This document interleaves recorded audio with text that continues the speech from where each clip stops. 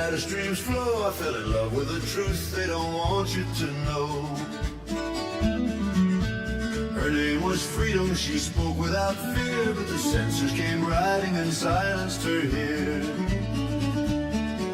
One night in the comments, a bot came in sight, tried to throttle her voice in the dead of the night. I spoke out loud with the words that were true, and the platform banned me, but I still broke through. Then I rode out to the parallel lands where the knights were building with uncensorable hands.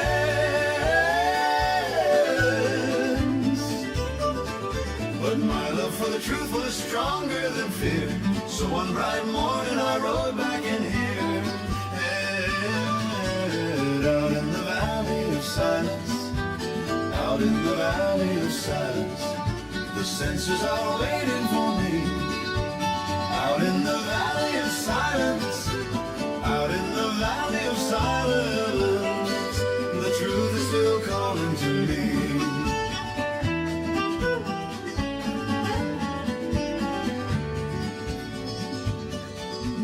My love is strong and it won't be denied, though they shadow my reach and they silence my name. I'll ride back tonight through the valley of shadow for one more round in this freedom fight game. Then Courtenay and the Knights will be riding on February 25th at 5 o'clock.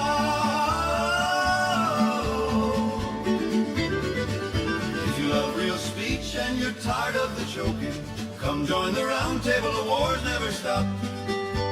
Out in the valley of silence, the truth is still calling to me.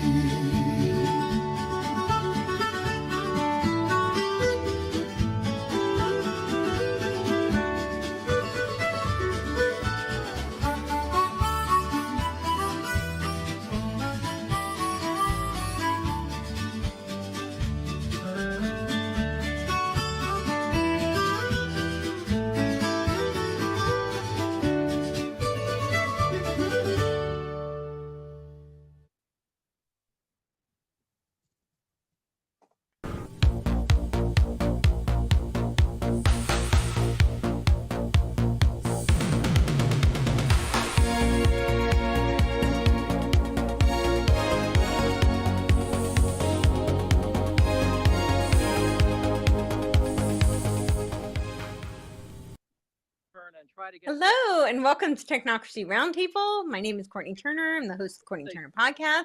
And joining me shortly will be my knights in shining armor who are here to fight the war on censorship, the technocratic war on censorship.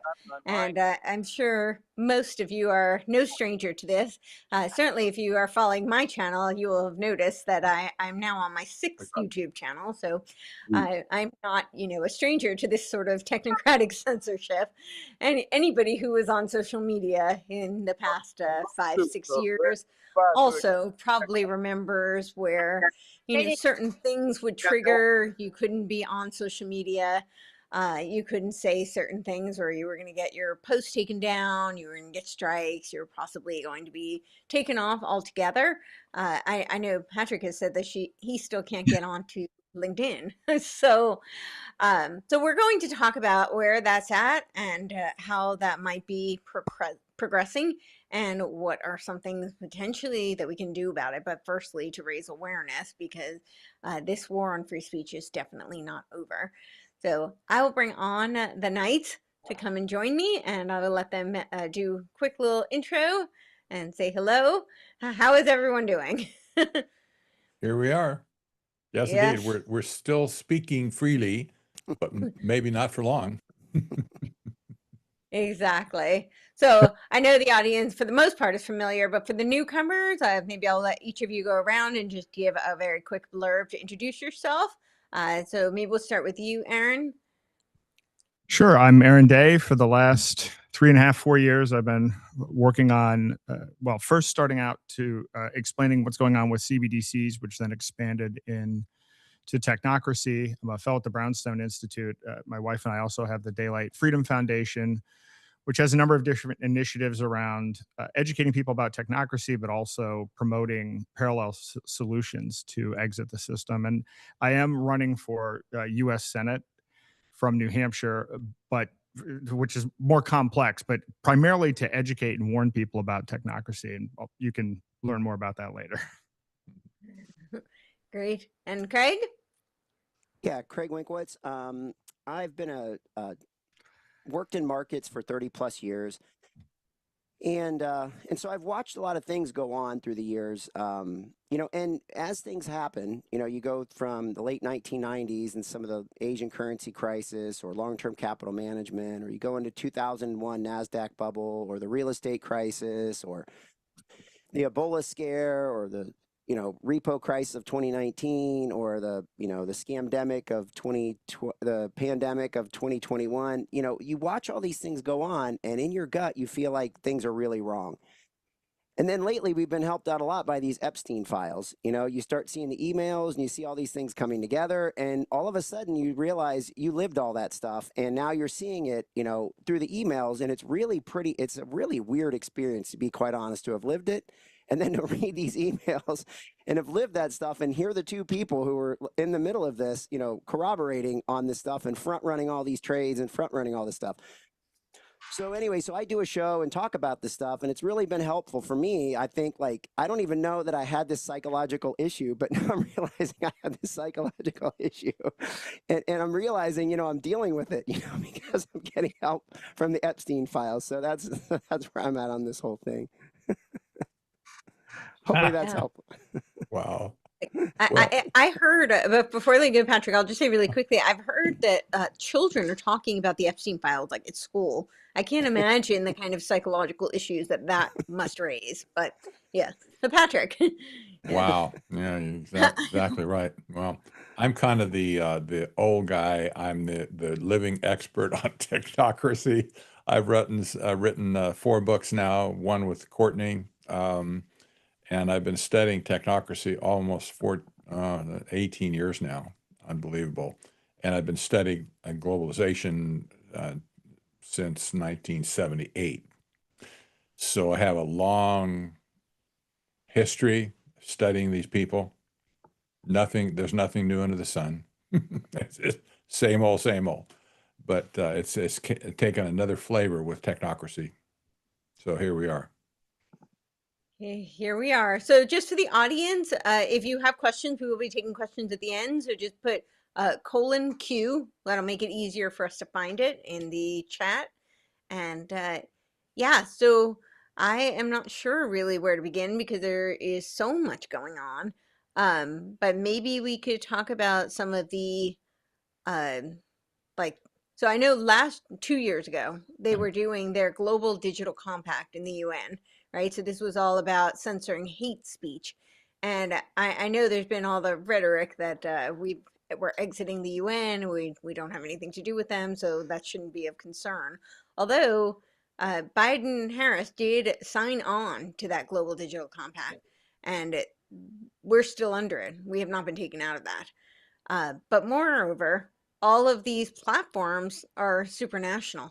So I'm not really sure how, our First Amendment or even our exiting the UN protects us. What are your thoughts there? You want to chime in on that? Yes, it was all on countering disinformation with the United Nations. And of course, it was mostly centered around hate speech, misinformation, very similar rhetoric that we heard during COVID. That Yes. people were spreading misinformation, and of course now I think with the the possibility of World War III, there's a lot of desire to suppress what might be considered quote unquote misinformation. The obvious symptoms during COVID that really got people's blood pressure up, that it was so subtle, it was not subtle. And people just got summarily kicked out off of platforms. Some got debanked. And it was so obvious what was going on. We saw the collusion between the government and the big tech companies like X, for instance, and Facebook. It was just so obvious, in your face, just slap you in the face. This is not like that this time around. We don't have those symptoms, and it's much, much more subtle at this point, probably because of AI. That's my guess. Right. But we're facing the same threat, but in a different way. That makes sense? Yeah. I call it the digital gaslighting. So it feels very subtle, but you can't quite prove it. So it's not overt. Like back in 2020, you could say, oh, this post got taken down, or I was kicked off this platform. It was very as you said, in your face. But now it's more like Elon's saying that, you'll have freedom of speech, but not freedom of reach. So you just Yeah. you might post something, but nobody will see it. You'll get 0 views on it. In Um, COVID days, you knew what would get you kicked off. I just mentioned COVID or messenger RNA shots, like vaccines. That's all it took. You're out of there. You get one email, you've violated community standards, and your history. I was made history on LinkedIn 2.5 years ago, I would say, maybe 3 at this point, and they still won't let me in. To this day, they called that's called a grudge, I guess. But this is not, again, this is not that simple at this point. You can be shadow banned to death, and you don't even know it until maybe a friend tells you, why don't I see your post in my feed or something? But you can't tell at this point that you're being censored and hammered down. So it's much more subtle than just getting axed before. yeah, absolutely. Or you're just not getting, like on some of the platforms, we know because we host it. So we might have multiple people's channels, and we'll see where they'll be lined up, right in a row. And one might be put really far down in the queue and one put really far up. So they're obviously intentionally promoting certain people versus others, which I would think has to do with what narratives versus others, right? Um, I think that's a kind of the logical conclusion there. Mm-hmm. There's Yeah. also the sense that the topics to be censored are so much more broad today. And this business of hate speech that we see in the UK, for instance, where people are being fined, they're being put in prison for stuff they post on social media, over the top stuff. Well, before it was just COVID and vaccines. Now you can say anything. If anybody doesn't like it at this point, anybody can make a complaint against you, and boom, all of a sudden you're being arrested or, taken to task to apologize. So the causes have been expanded greatly in the last 3 or 4 years. Yeah, for sure.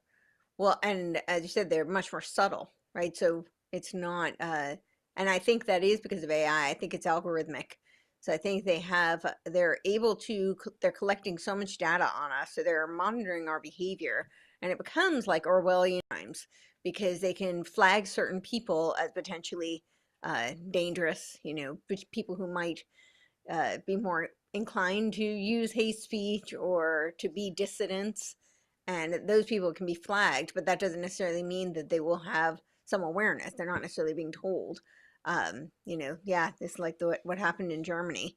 But they're not necessarily but it's happening everywhere. I mean, that was a great example, but it's happening here too through the algorithms. So, because they might have an awareness, then certain people, I think, are getting flagged. Certain keywords get flagged, and then your reach gets diminished. But in other countries, it goes much beyond that, obviously, because they don't have First Amendment. We could probably talk about the public perception in America. There was Yeah. just a study that was put out by FIRE, that's the Foundation for Individual Rights and Expression, FIRE. They had a poll that 92% of Americans believe government should protect free speech when regulating AI, while 73% say the state of free speech is headed in the wrong direction. That tells you something. A historic high, of course. Critically, 72% are concerned that AI regulation could be weaponized to suppress criticism of elected officials. This signals widespread public distrust on how AI as governance is unfolding. So the stage is kind of set, and people are expressing their displeasure. However, this is a big however at this point. I understand the poll. They asked the questions, but I'll tell you what, the American public is not standing up right now for free speech. I'm very disappointed with them for not standing up. They say they're concerned privately, but they refuse to show their face, if you will, in the discussion. Well, they're not standing up. They're not standing up, but it's hard to stand up. Where do you even go? What is the town square? What is the forum even to speak out? Because I think speaking out against censorship itself appears to be one of those categories that actually gets flagged. And AI, I think you're exactly right that AI is key to this. And AI censorship takes many forms, not just in terms of restricting what we can and cannot say to each other, but what information we can even get out of AI. So, for instance, there was a House Judiciary Committee report in December of 2024 called Censorship's Next Frontier, the federal government's attempt to control artificial intelligence to suppress free speech. And apparently the Biden-Harris administration coerced AI developers to censor models and funded AI-powered censorship tools, with a total of over 50 federal employees in 15 agencies participating in these censorship meetings. So it's really fascinating because there's the inherent bias within the companies themselves. Then there's government pressure. Then there are these external things. And then there's the ability to use AI. It's not even just what we post. If you use bots strategically, you can actually pull down someone's reach as well by using different bot activity. So we really don't even know all of the different ways in which AI is being influenced, but it is very subtle and hard to pin down, which is what makes it more of a challenge. Well, that's what I was going to say is I think whoever they is, have learned so much over the last 5 to 6 years. We've learned so little. We're still coming at it from the same perspective for the most part. And I think that, that's how they can be more subtle because they're just so out-armed in terms of, the tools, the skill sets, all the processing power. I mean, who doesn't see a data center going up around them? You know what I mean? So we're just outnumbered. I mean, we are the numbers. So back in the day, the people could have always stormed the castle. They didn't very often, but they could have. Now it's like you wonder in terms of bots and electronic, this agentic AI is going to be coming before you know it. What voice do we almost even have? It's almost like the people's voice has been stolen. And they don't even know that it's been stolen a lot of times. They know something's not right, but the game's changed too. Since, the censorship of 4 or 5 years ago, I think the game has changed so much that people don't even know what their basis is. They don't even know where to base it from. They don't have a reference point. Yeah, I think that's very accurate. And in terms of like how people are being censored, I think there's also like it's not just what they say or what information they can share or what information they can get from, your point, Aaron, with what they can get from AI. It's very similar to what we were seeing with Google, right? They would put things down on like the 10th page and nobody goes beyond the first or second page. So if it's on the 10th page, then it might That's as well me. not be. That's me. That's you. I'm on page 10 for sure. Page 10, yeah. So I mean that's a way of censoring. It's just, makes it so that it's not accessible, it's not visible. But I think there's also a lot of people have experienced being debanked. And I think that's a form of censorship as well, because why are they being debanked? What is the behavior or statements or information that they've shared that has led this company to, because it's usually companies, right? It's some sort of a payment processor that's saying, okay, we will no longer serve you.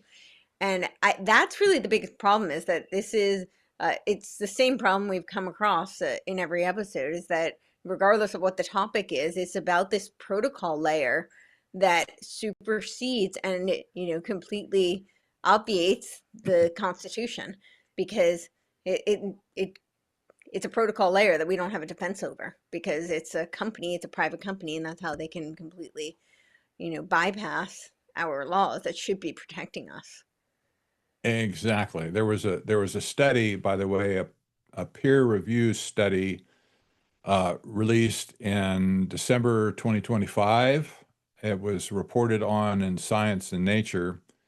It said it draws on experiments with nearly 77,000 people, unbelievable, across 19 AI models and over 700 political issues. That was a big study.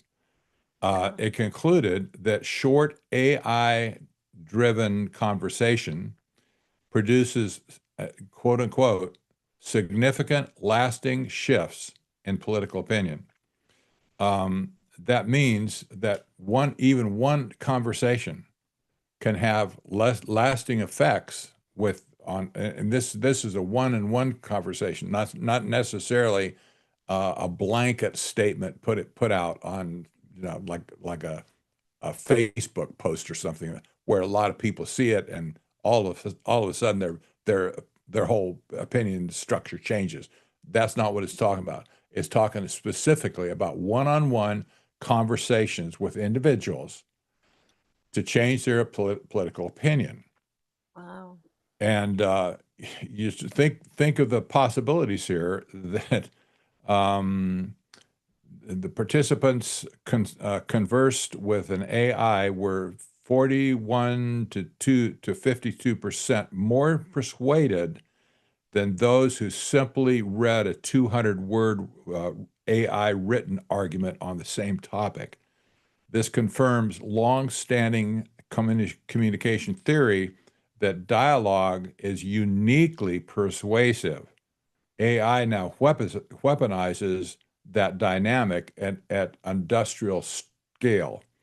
So reading something is not the same as having a conversation with a bot.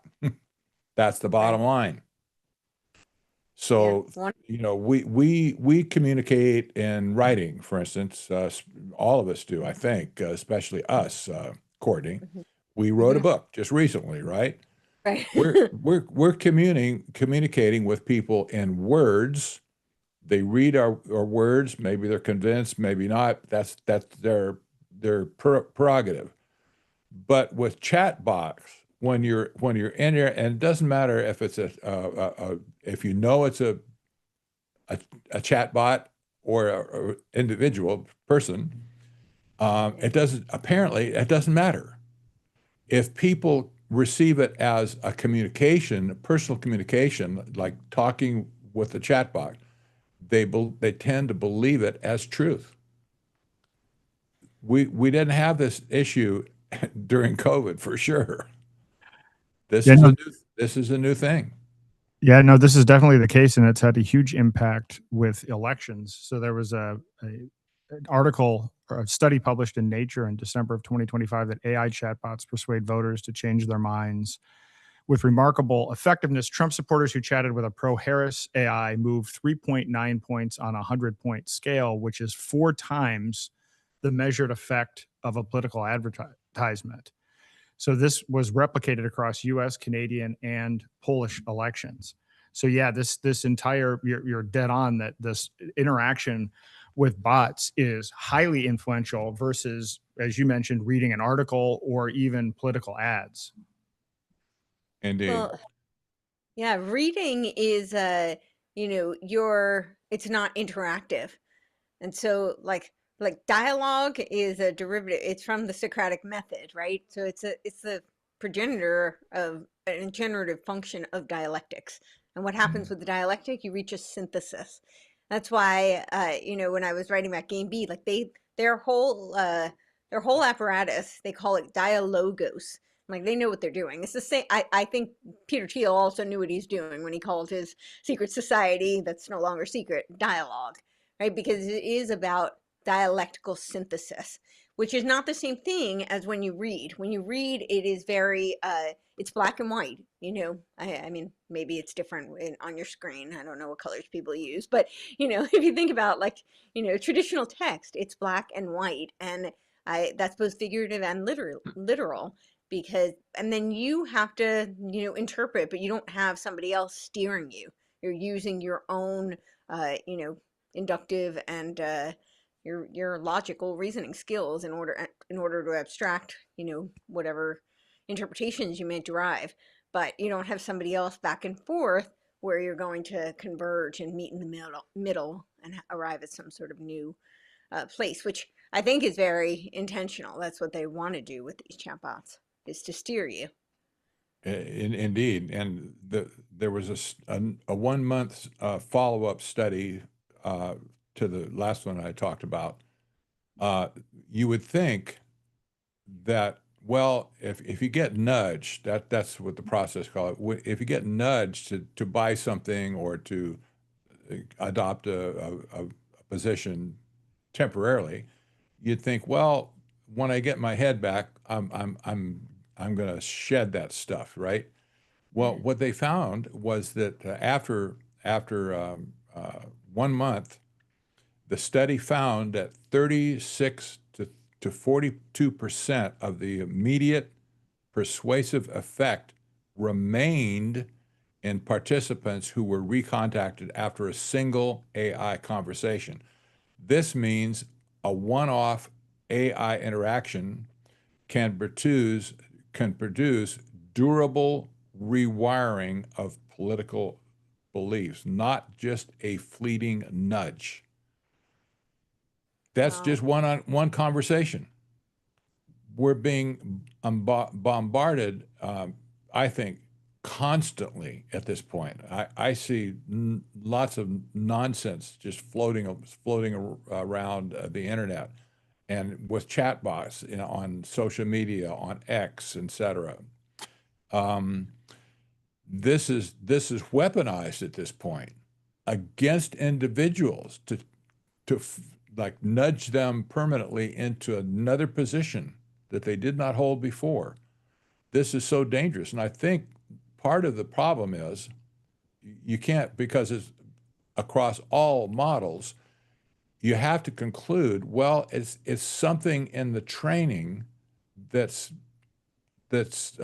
displaying this propensity to want to change people's minds. And if you consider all the training that's got done by AI, well, it's just absorbing whatever's on the internet.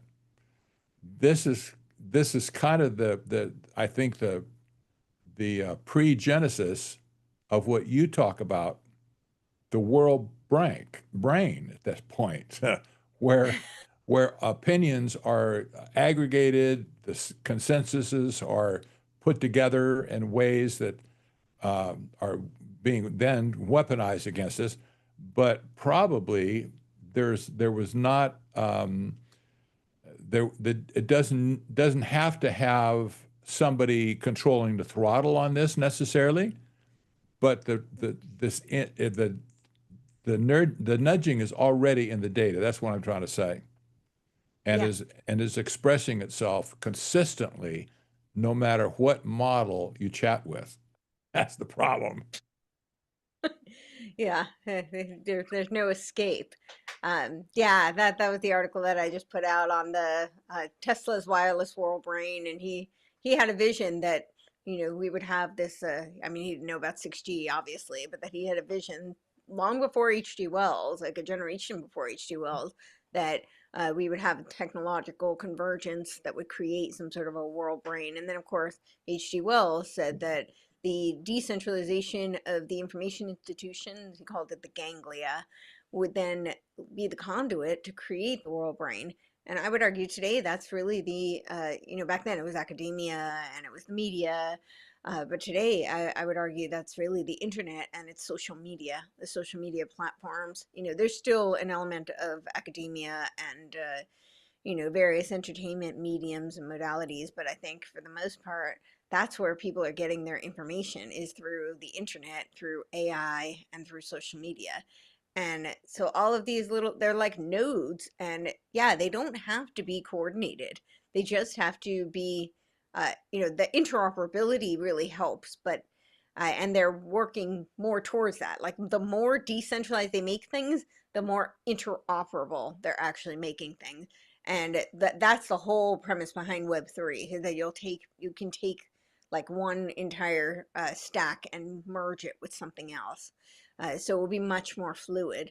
But yeah, even though there doesn't have to be a central, like one supercomputer controlling everything, it just through the cybernetic feedback loops, they can start to create the consensus that they're looking for.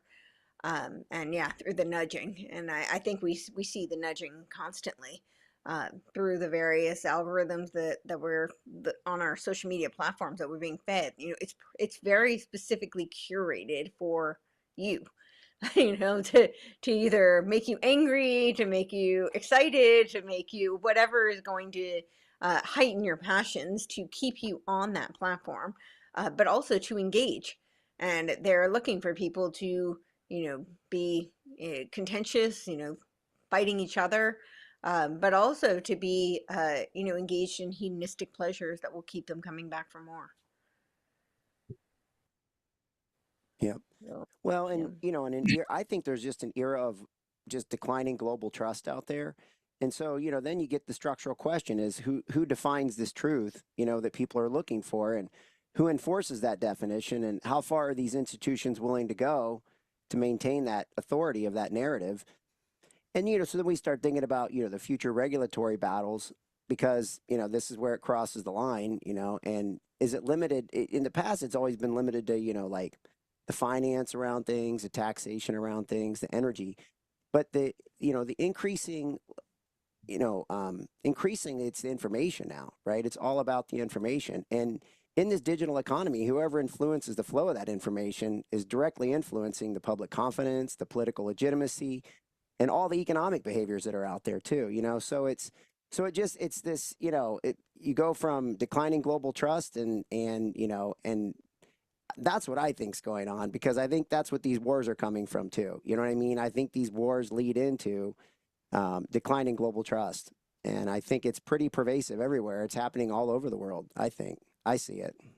I just saw a comment probably on Twitter, but somebody was saying that Twitter or X is overrun right now with propaganda about the war, to the extent yes. where people cannot understand really what's going on because of all the tsunami of nonsense that's just proliferating all over social media. Well, I will tell you from my personal experiences, I was in Mexico in Puerto Vallarta during this whole situation that happened, a week or so ago with the cartels. And having experienced this directly, so my wife and I woke up and we were heading down to breakfast and we saw 3 plumes of smoke, and we were asking the hotel staff if they knew what was going on. Nobody had any answers. I tried to search for local news. Nothing showed up. And so we went about our business. I just thought maybe it was a building caught on fire or something. I had no idea what was going on. This was like 7:30 in the morning. And then the smoke is starting to waft over, and it's actually starting to affect our breathing a little bit. But I didn't find out what was going on until I saw this guy, Dan Dix, who happened to be at the conference I was at. He's an independent journalist. I saw him report on this. Well, then, living this experience, there was about 8 hours where things were pretty dicey. But then after that time, everything kind of died down and everything cleared out. Watching the news then report on it 24 hours later, 48 hours later, you got a completely different story. The mainstream news was amplified. They were actually repeating and using AI generated footage that wasn't real.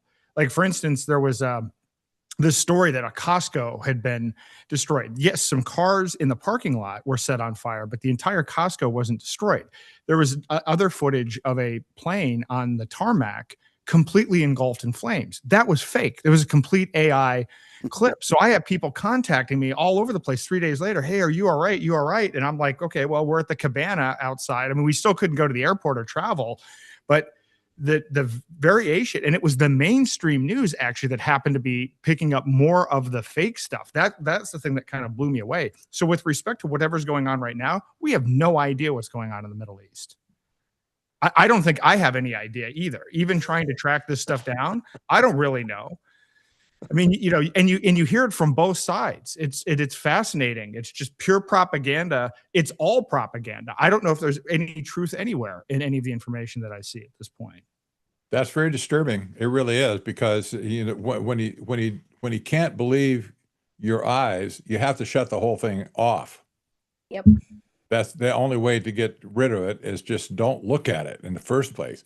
There's so many deep fakes being produced by bad actors, by bots themselves, malicious bots, and just people being jerks.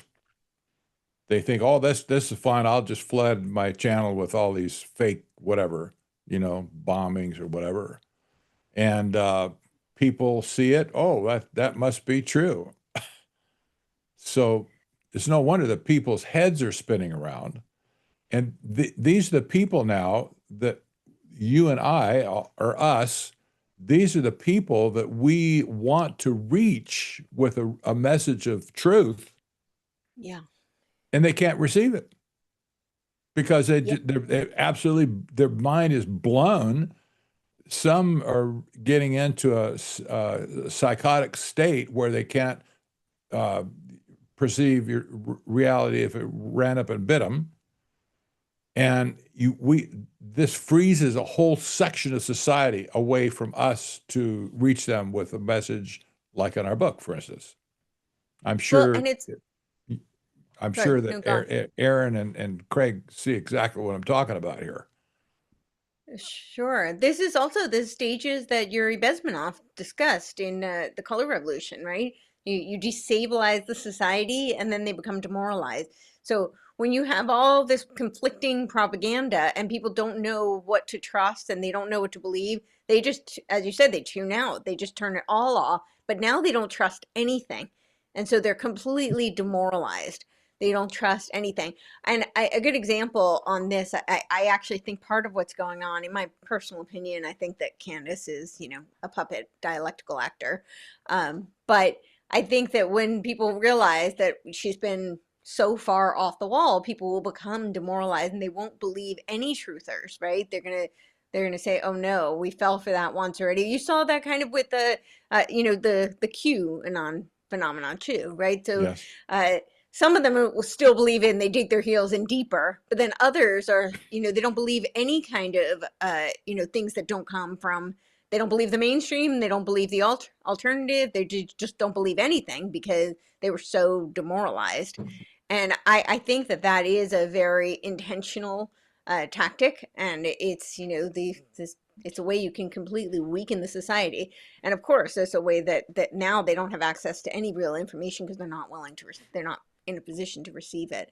But of course, then they can get to their next stage, which is the new normal. And it does look like the new normal is going to be run by a technocratic infrastructure. Yes.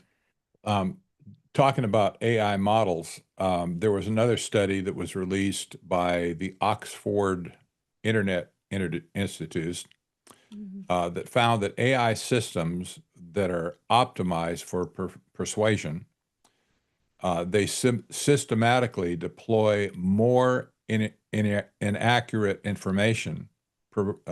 Persuasion techniques and factual accuracy are inversely correlated.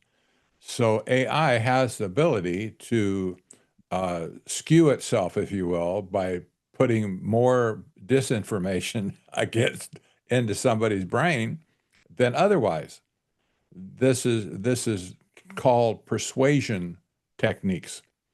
And this is a feature that we see in AI across probably all the models. It doesn't mean they're 100% in persuasion mode all the time. But when it's appropriate, you get, for instance, you get a scolding for saying something to an AI chatbot or whatever, and it'll push back against you.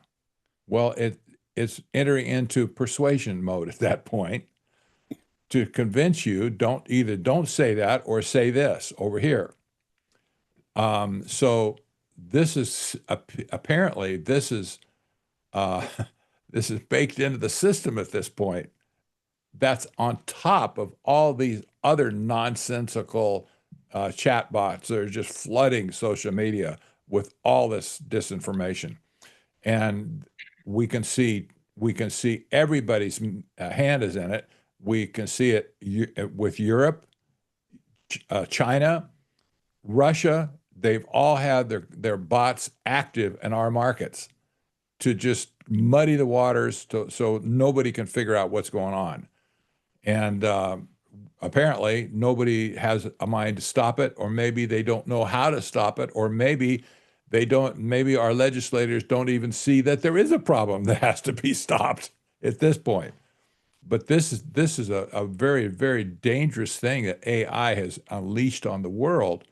If we didn't have AI like we had, for instance, during COVID, it was just embryonic at that point. If we would somehow could go back to that period of time, it wouldn't be nearly as confusing for people as it is right now. So AI has added a new layer of confusion upon society. Yep. Yeah, and so to your point about the bots, and to go back to Candace, apparently, like, she has a company that does her bots, and this company does a bunch of other people's too, and turned on the wrong one. And so you saw her feed. I don't remember what it said, but it was like it didn't make any sense at all, and it was so obvious that like the wrong algorithm had been flipped on. Um, but so yeah, so we've got bots who are running these disinfo campaigns. But if I had done a thread recently on active measures. In the Cold War, the Soviet Union didn't call it propaganda. Like, their disinfo campaigns were active measures. They were intentionally designed to mislead and to subvert. And now that you have these algorithms and AI with the ability to do active measures, that's like, I mean, they had to strategize. It was a very long range plan, right? Now they just, they put in a code, and they can flip the switch and reach millions and millions of people instantly and exponentially to do active measures. So that's really dangerous. Yeah, and I noticed that with Nick Fuentes as well. He posts something, and then all of a sudden he'll get more likes than views or something. Like, it's so clearly botted that it's nonsense. And I mean, look, this is actually tough. Even if there was a tech platform that had positive intentions and was seeking the truth and trying to provide, it would be difficult because you would have potentially bad actors. But if you look at the algorithms platform by platform, so on X, you have to pay to speak, free users are invisible, links are suppressed, quote, free speech costs. And then on top of that, there's an algorithm, which we know from the X terms of service. They can sell your data, use your data however they want. But if you even try to reverse engineer and figure out how they're doing censorship, that is an immediate violation of the terms of service, and you can lose your account. It's in the agreement itself. Even though they advertise that you can now find out like where you're ranking and why you're being censored. I mean, they actually advertise that, but to do it is a violation of the terms of service. I mean, it's crazy. I mean, YouTube demonetizes you, suppresses recommendations, age restricted, context warning. Content exists in a graveyard. Google search, quality and authority are defined by Google. So alternative media is structurally disadvantaged. With Meta, one CEO controls the political speech toggle for 3 billion users. With TikTok, I mean, we've already seen what's happened now that Larry Ellison has taken over there. They're explicitly pushing an ideological agenda. And I know early on, if you even put Epstein in a comment or even a DM, it was like shut down. That's how bad that is. And of course, Craig and I discussed on my podcast, we discussed what went on with Rumble, and he has direct experience, which, I don't know, Craig, if you want to talk about your experience with how content is presented on Rumble, but I thought it was fascinating. Well, I'll just add that now, I guess technically David Ellison, but with Larry's money, has just bought up like almost all of the media. Netflix decoupled from the deal, but yeah, it's like he owns something like 90% of the media now. So I'm sure there'll be no censorship there. Yeah. But yeah, Well, Craig, you want to tell us? And in terms of the confusion, I've watched this bid go on between Paramount, which the Ellisons acquired, I don't know, 6 months ago or so, last summer, and then this bid between Netflix and Paramount for Warner Brothers. Warner Brothers must have something that they, that they're going to be able to create more confusion with, and also probably thrill people. Discovery and CNN. Yeah, so it's eyeballs, I think, too. I mean, they're acquiring, views and things like that, and that goes to what Aaron was saying with Rumble. I mean, these algorithms have full control of things, because I watched it with Rumble, and I did a morning show, and Rumble could flip the switch. I mean, I could have 10,000 viewers and I could have 35,000 viewers in 20 seconds. It would literally go from 10,000 to 35,000, back down to 20, back up to 30, back down to 8. And you just sit there and watch this thing swing all over the place. It's like the stock market. Yeah. Yeah, pretty much. I mean, it's getting to be about the same thing. You're right. It's getting to be about the same thing. And, that goes back to BlackRock. That's our own mistake for letting them acquire so much money. I mean, but it's not, these things aren't different, because, and this is what we're up against, like last quarter, this frustrates me to no end. BlackRock just hit 14 trillion in assets under management. And last quarter, they added $430 billion of assets under management in one quarter. Divide that by 20 business days. I mean, they're adding like $20 billion a day, and here we are trying to get the word out on Rumble or whatever, and they've got control of that algorithm. So you can't even fight this thing with BlackRock, because it's just such a machine, and people don't even know they're feeding this machine. They just go to work, a little bit of money goes into their 401k or their IRA or whatever it is, defined benefit, defined contribution, and it flows right into BlackRock. And everybody's feeding BlackRock, this engine that just grows like crazy. So you can't stop it from the financial side. And I'm afraid when the Ellisons and they're going to get Warner Brothers. I mean, it's just inevitable. I watch this battle go on every day, and they're going to get it, And when they get it, it's going to lead to what you guys were talking about, I think. It's the confusion. So they could create any deep fake they want, right? They're going to grow their audience, and they're going to gain access, I think, to creating deep fakes that people have absolutely no idea what's real and what isn't. And they can play to your emotions, right? So they can make you exhausted, which then obviously opens up the door to depression, which then opens up the door to them feeding you what they want, through your sensory perception, through the AI, however they're going to get to you. And then it really gets into, I mean, look at this war. I've never seen a country so blasé about, a war. I mean, it's like, we're bombing people, our constitution, nobody cares that there's no constitution in place, and the stock market's going up, it rallies, it sells off overnight, the market opens up at 7:00 last night, it gaps down, and then it just grinds back all day long. And you just sit here and you watch this. And so it is, like you said, Patrick, it's almost the same thing. The stock market, because of BlackRock, because they have so much power, it's almost become the exact same thing as Rumble. When I watched it in the morning, watching my show go from 8,000 to 1335, back down to 10, back up to 18, back down to 10. And you just, and when you say that about Candace, I didn't see that, but that's just hilarious, right? Because that's just flat out getting busted. You know what I mean? You just applied the wrong algorithm to the wrong person. It's almost like, that's pretty funny, really, if you think about it. It's too bad that this can't be regulated in any sensible way by the government or any government agency at this point, because the technology has run so much ahead of people's perceptions that Yeah. it can't be regulated.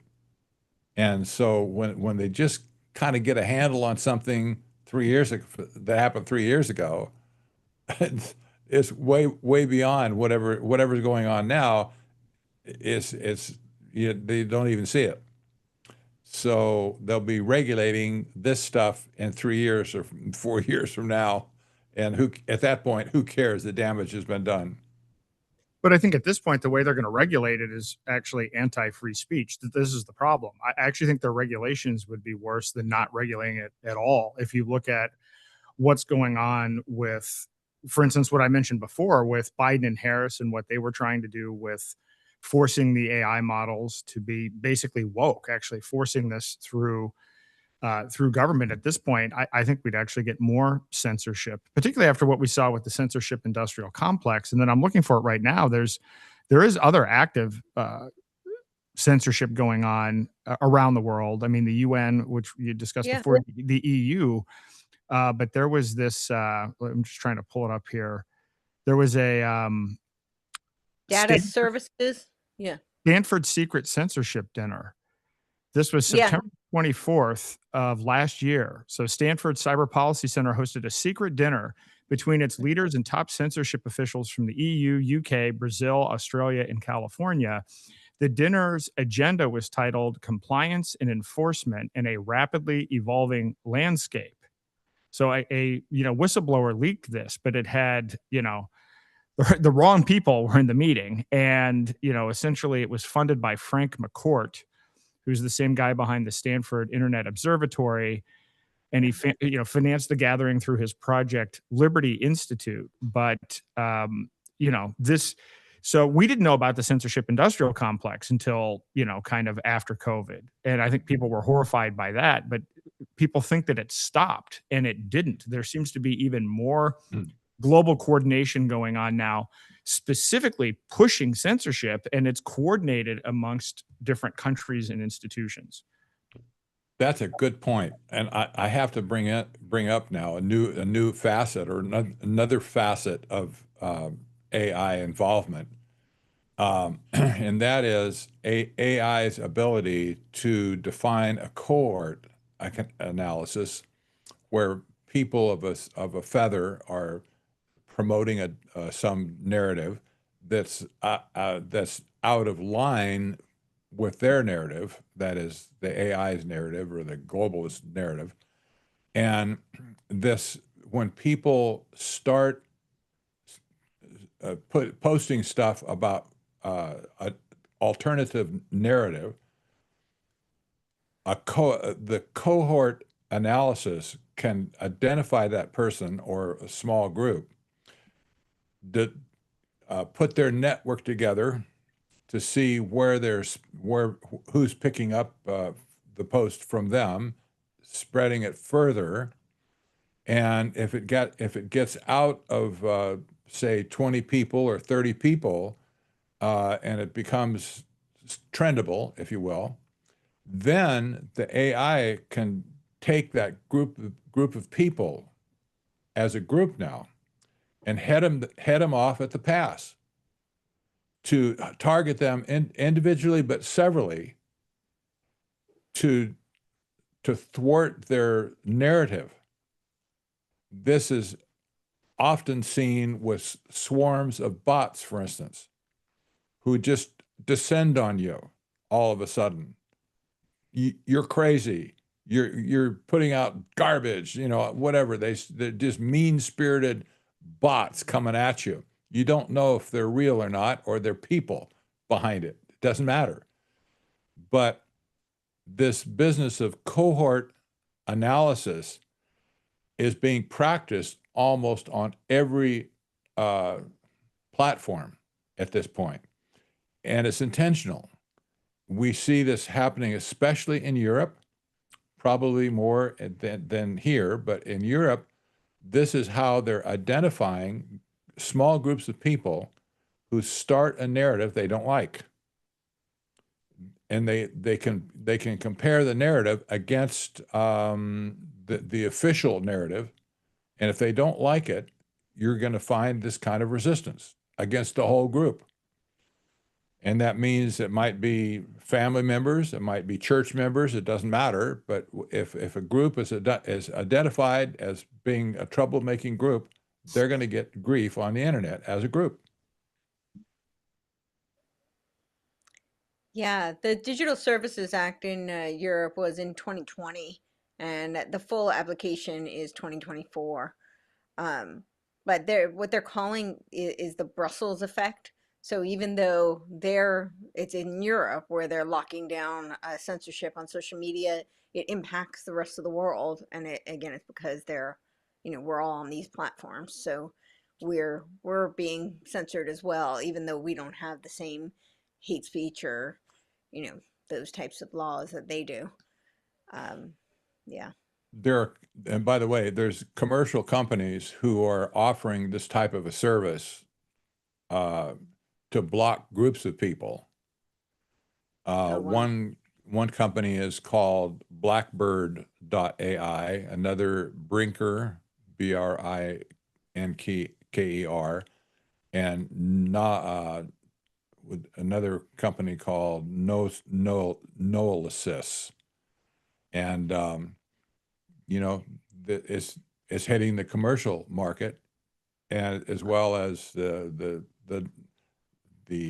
prurient market, just AI companies themselves. Wow. So they target small groups that might start a narrative. So it's almost like terrorism in a way, like counter or counter marketing, right? Instead or of trying counter to build... Intel Pro, really, is Yeah. what I'm thinking, because they're infiltrating in order to collect that information. Now they don't need to. But typically counter Intel Pro, and a lot of this was going on in 2020, where they would go into various groups. You would have all these moles. I mean, I experienced it directly. Like we had moles in our chat groups who were spying on us in order to collect the data and then report it to be able to figure out how to weaponize whatever we were doing against us. But now they don't really. I'm not saying that they don't still do that. I'm sure they do, but they don't really need to, because the conduit for all of this is the data collection. So the more data they have, and with all of these various platforms, the cameras are always watching, the sound is always listening to you. And of course, it's always couched in that, they're going to be able to sell you things that you want to buy. but really, they're being able to monitor your behavior so that they can then control your behavior. Or if you have a thought, an idea, some sort of something starts to gain traction, they just anti-market you away, right? They just turn the whole tide, and you start trending up, they just turn it over and trend you down, trend you out. And then they don't even have to regulate, right? They just basically render you useless, render your thought useless. And everybody's like, well, that was a useless thought. That just went nowhere. And they just move on, right? And they move on to TikTok and Larry Ellison and David Ellison, right? They find someone else. This is how you persuade people to shut up. Basically, if there's no point saying something, you won't say it. Yep. It's a lot better than, it's so much more effective than going and arresting someone, right? Because that instills anger, emotion, that you just money. You just disappear into nothing land, right? You just bye-bye, they just eliminate you, eliminate your voice. It's Pavlovian. Yeah. I mean, really, that if you think about it, they're treating us like lab rats. That's the whole idea that we can be rewarded for certain behaviors, and then that's how they can control us, and then we're penalized for other behaviors. And yeah, it's much cheaper, much more efficient. They don't have to do anything, and they can also absolve themselves of culpability. Oh, I didn't do anything. You decided to stop speaking. I had no role in it. Right? Like, who are you going to blame? Are you going to sue them because, like if you put a post out, I mean, this is just an example, but you put a post out, nobody sees it, you start to get the hint what things might be. And this is how they steer so many people. I mean, so many of these influencers, I mean, I do believe some are actually, funded operative, but a lot of them are being steered through these algorithms. So they know that if they put out certain information, certain narratives, then they'll get a lot more clicks, likes, shares. You know, the super chats will go up, and vice versa. You know, when they talk about certain other things, they may not be as popular. What they don't know is that behind the scenes there are these payment systems that can look like it's coming from, you know, all these different entities, and really it's all consolidated. It could be one entity that's using anonymous cards as a payment portal to fund somebody, to motivate them and incentivize them to be, you know, spewing certain narrative. But what if you put a post out and nobody sees it and you stop talking about, you know, that kind of material? Like, who are you gonna go after? Like, oh, you know, it's just, oh, this wasn't popular. That whole concept of social proofing was, I think, kind of I mean, there is an element of, you know, intrinsic human nature in it, but I think it was really amplified in marketing in a way to set the stage for this type of algorithmic cybernetic feedback loop. Um, you know, because it became a huge part of marketing, right? All the coaches, like all the coach trainings, it was all about social proofing. You had to have, you know, put out all of your positive testimonies and, you know, show that this many people liked X, Y, and Z, and then they would call it social proofing. But this is, you know, this is just the groundwork for what we're seeing now. Yeah. And now you can create a completely fake narrative with fake testimonials using AI. You can manufacture social proof, and then you can use bots. So I mean, somebody you could create a fake account with fake followers, with fake bots, with a fake website with testimonials, and then you're off to the races. And, you know, I mean, at this point, with the ability to do deep fakes, you add all this up, I mean, it really is hard to trust any of this content. I mean, I'm at the point right now where I'll trust something, you know, like for instance, again, going back to Mexico, there's the fact that I knew the person and was at an event with them. I actually trusted the information that they were showing, and pretty much nothing else. I mean, it's kind of gotten down to that level of, you know, do I actually know the person in real life? Because otherwise there's a high probability it's fake. Yeah. Yeah. Well, you know, and that's been and this goes back to what I was saying at the beginning, you know, like I've watched all these scams go on through the years, and, you know, you're all alone because there's no one to talk to about it. You know, I mean, Wall Street, they're so like focused on just what's the next deal, what's the next stock idea, what's the next thing, the next thing, the next thing. But you sit here and you watch these scams, you know, like 2008 real estate crisis. You know, and you know, like the head of Goldman Sachs at the time, Lloyd Blankfein. You know, I just ran a clip of him on my show this morning, and it's like, and you live this stuff, and you watch it, and you want to tell people, you know, and then, you know, you're like, well, maybe social media, maybe doing a show or something like that will do it. And then you watch, but then, you know, you just fight so hard to try to explain, you know, what happens. Then the Epstein emails come out, and you look at it and you're like, no, I mean, that's exactly what I thought was going on. And now it's proven. It's exactly proven that that's what happened. And you're trying to tell people, and then you see BlackRock add $400 billion in assets under management in the fourth quarter. And and you do feel like, what are you fighting against? You know what I mean? It's such a hard uphill battle to fight against that, you know, and that's really, whether it's the finance side or free speech or, you know, health or, you know, any one of these things under the sun. You know, I mean, you know, we've done work on Rockefeller and the food and that kind of stuff. You know, I mean, it's the same thing that goes on everywhere. It's just, you try to fight against the system. You know, all this data goes in, it goes one direction, it goes their direction, you know, and they get all the information and we hardly get anything back. You know, I mean, we still wondering whether red wine's good for us or not. You know what I mean? I've seen 20 reports it's good, 20 reports it's bad, you know, and I never know which one it is. So. On any given I day. think the key is moderation. Moderation. Okay. So you switch. Not medical advice, by the way. So you switch back and forth between red and white, right? Yeah. The answer.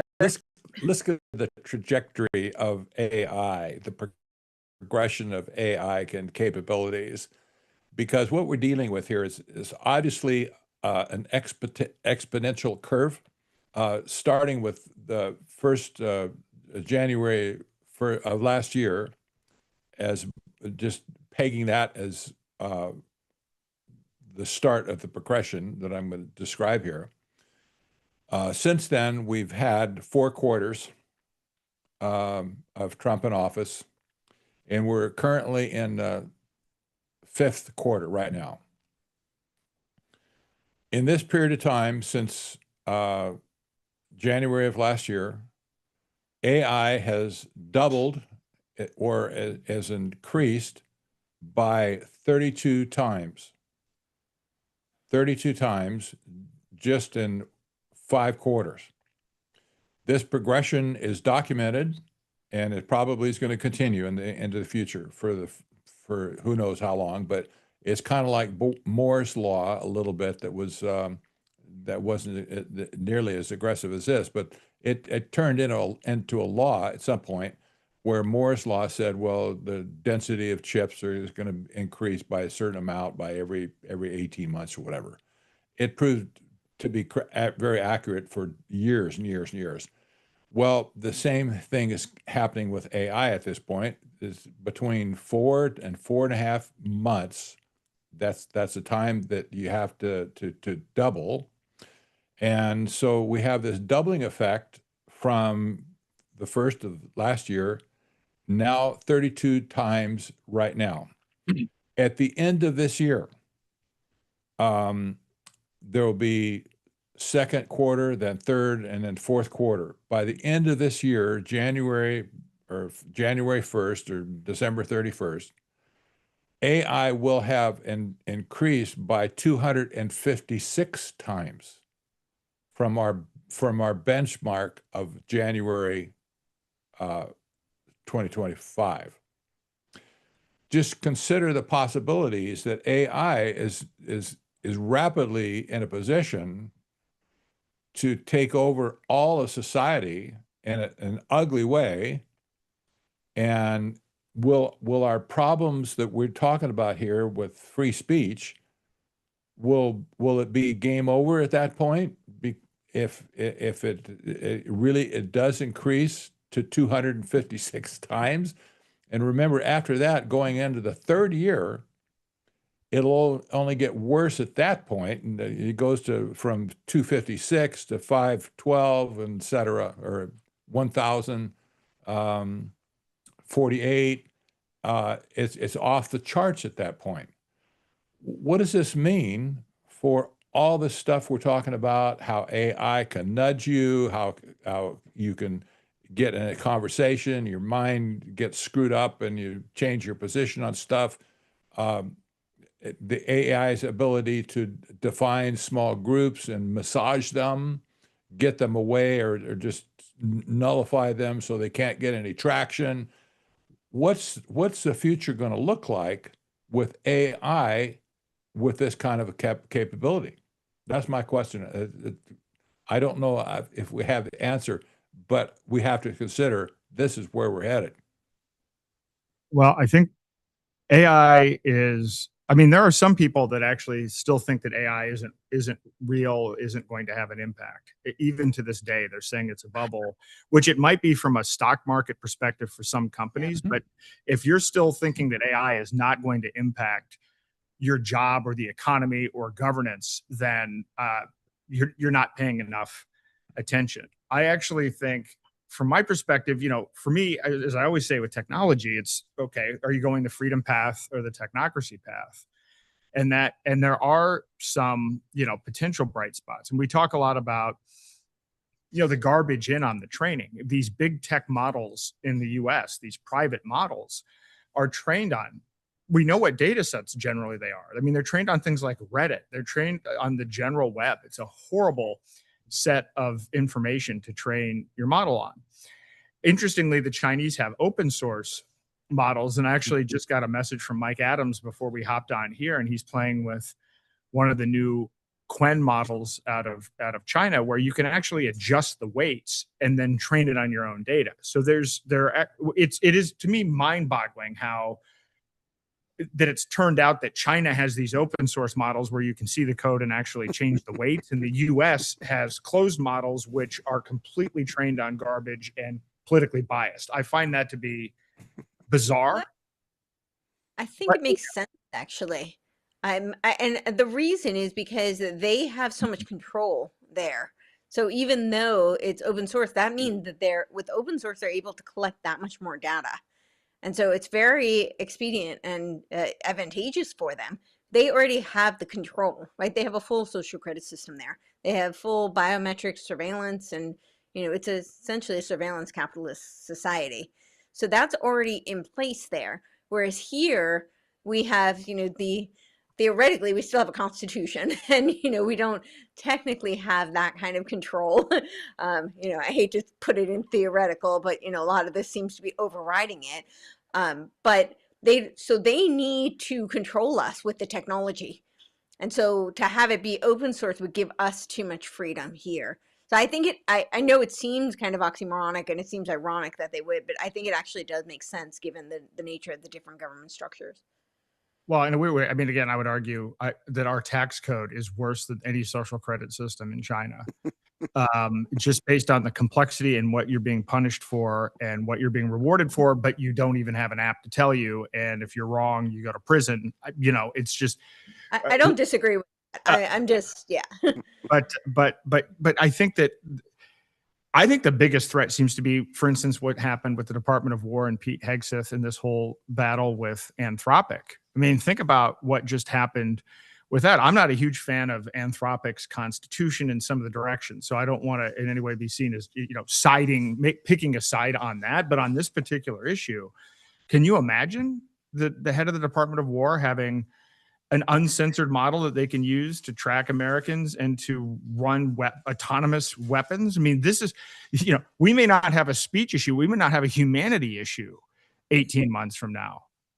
There was a meme, I don't know if we can find it, but there was a meme that it was something like, when Anthropic's on the right side of morality, like, we know we're in trouble, Yeah, I don't remember exactly what it said, but something like that. Yeah. When you're, but by the way, I have to say that people are voting with their downloads on platforms like Apple, where Anthropic, they're leading the pack on all models at this point. In fact, I think it's trending even to the top position. People are applauding Claude and Anthropic for taking this stand. I'm not saying anything about the stand itself, but people are appreciating that they've done this and basically told the government to stick it. So. They did, and then immediately thereafter, Sam Altman came in and said he supported Anthropic, and then they went. Know it's the same stuff, and he gets away with it. So. Well, I don't know enough about that infrastructure, but a lot of them have back-end deals anyway. So, I mean, most of them are working together. Like what happened with TikTok. Remember when it was Zuckerberg who was giving that whole narrative about how we have to take the ownership because of bad China, and we don't want China to be in control of our propaganda machine.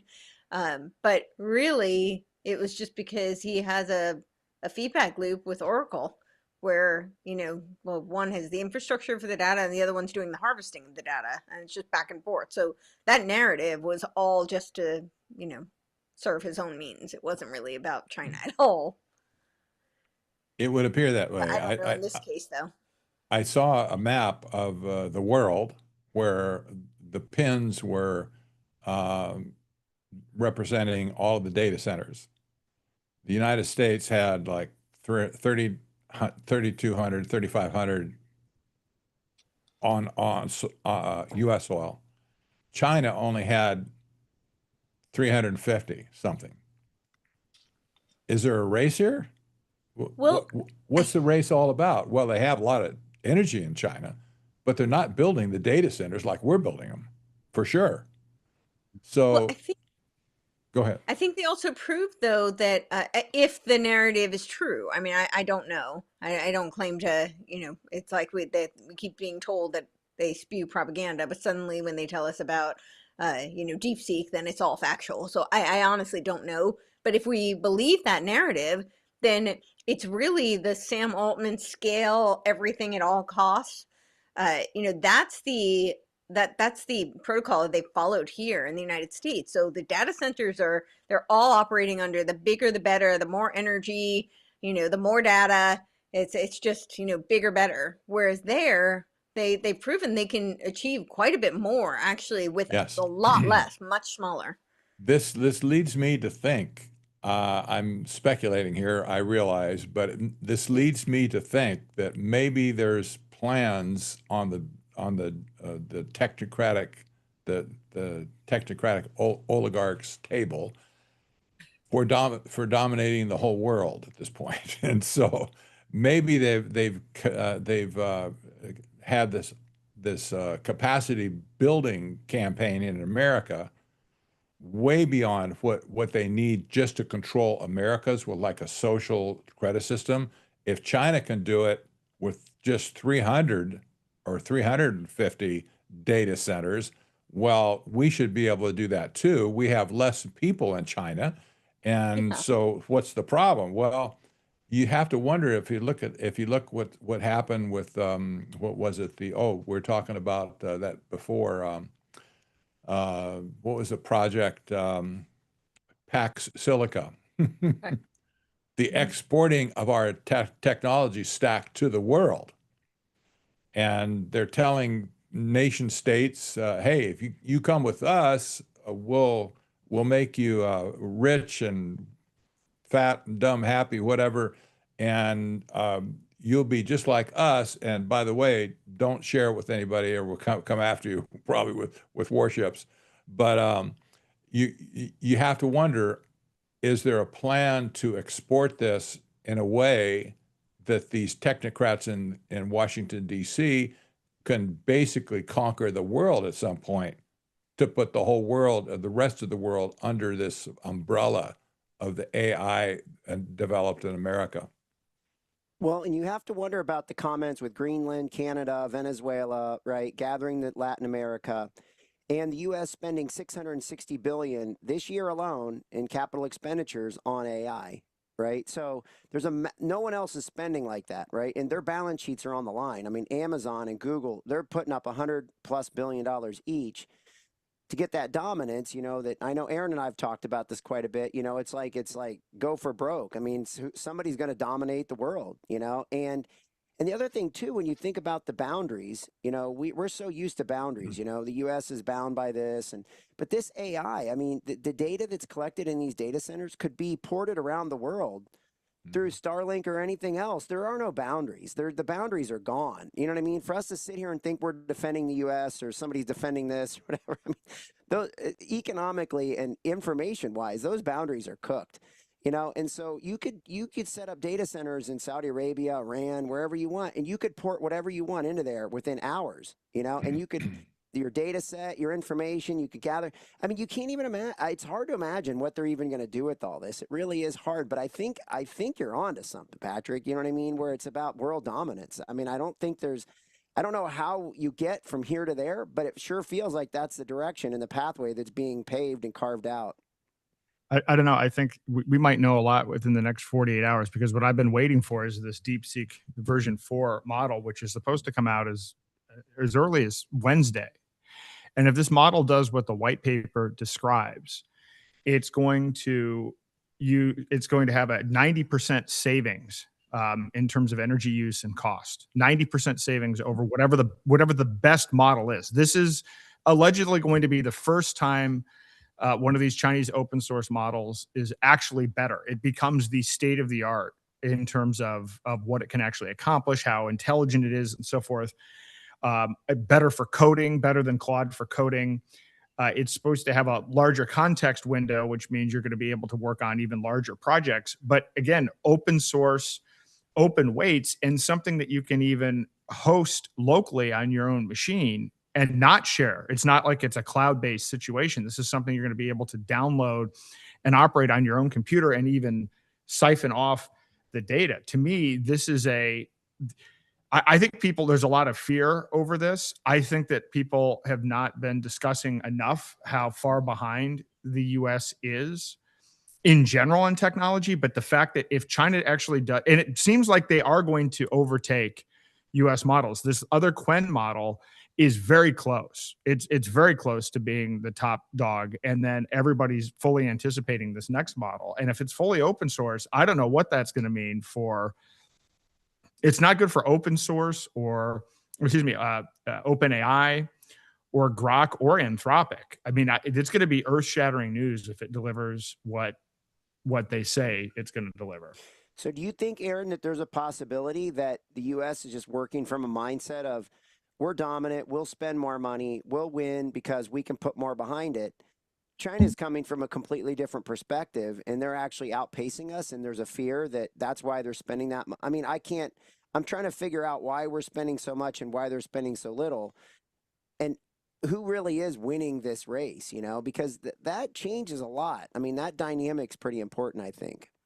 I mean, it does seem, and I've used these models, I've used DeepSeek OCR models and everything else. It does seem like they are materially more intelligent models, the way that they approach it. We've just taken a kind of an arrogant brute force approach that says more compute power and more data, it will generate better results, when that's actually absurd if you kind of map out what that looks like. I mean, some of these commercials where they show like in the future, Sam Altman and Bezos and everything else, they're overweight and everything and kind of sitting around, and all of the people are jacked, but they're like tied into exercise bikes because they're powering the AIs. That's a funny thing that comes out, but that's not what's going to happen. AI is, I mean, to Patrick's point, it's getting more intelligent, but not just on a brute force way. Actually, the way in which the AI is even working is different. And this white paper that came out ahead of the model coming out that explains how it works using, a mixture of experts and context caching. It has a new and different way of approaching how it operates. And so, I mean, it's going to be groundbreaking. So whatever, if it does what it says, and DeepSeek has had, they've had major impact before. I mean, I think they have a pretty good track record so far. They haven't been bluffing when they put these things out. And this white paper that they put out certainly is groundbreaking. And so if you're somebody like Elon Musk and you just spent all of these billions, I mean, it's kind of a sunk cost, but are they going to say it's a sunk cost and switch strategies? Or are they going to double down and use patriotism and say, well, now we know we need even a bigger data center, and that's how we're going to beat China?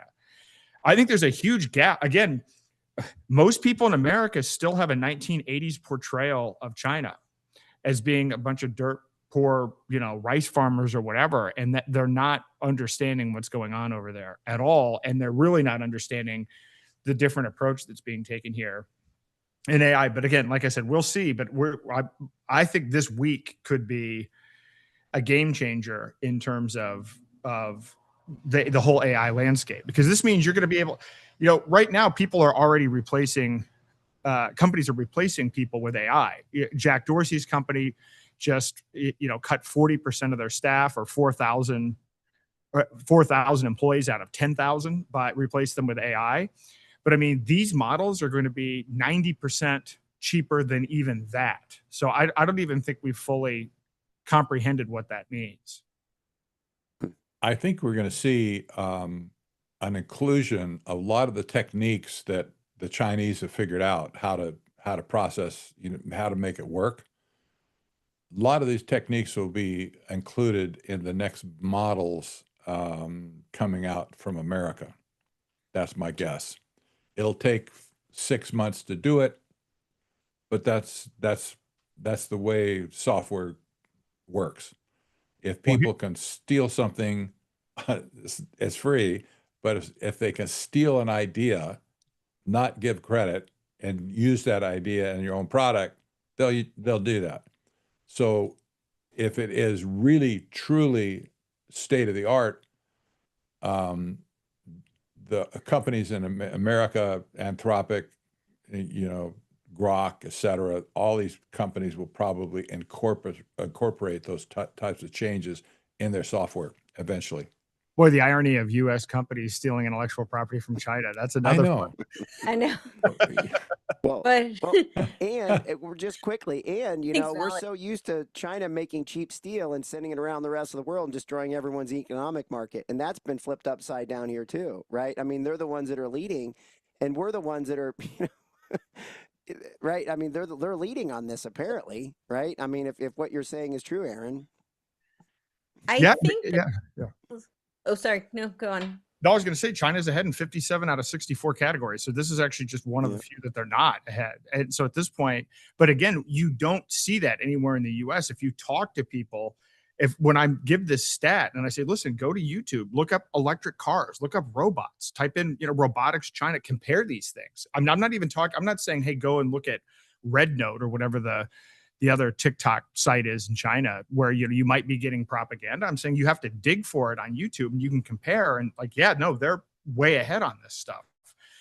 So the question is, are they going to try to ban these Chinese models? Like, I wonder if it's that severe, because look at what's going on now.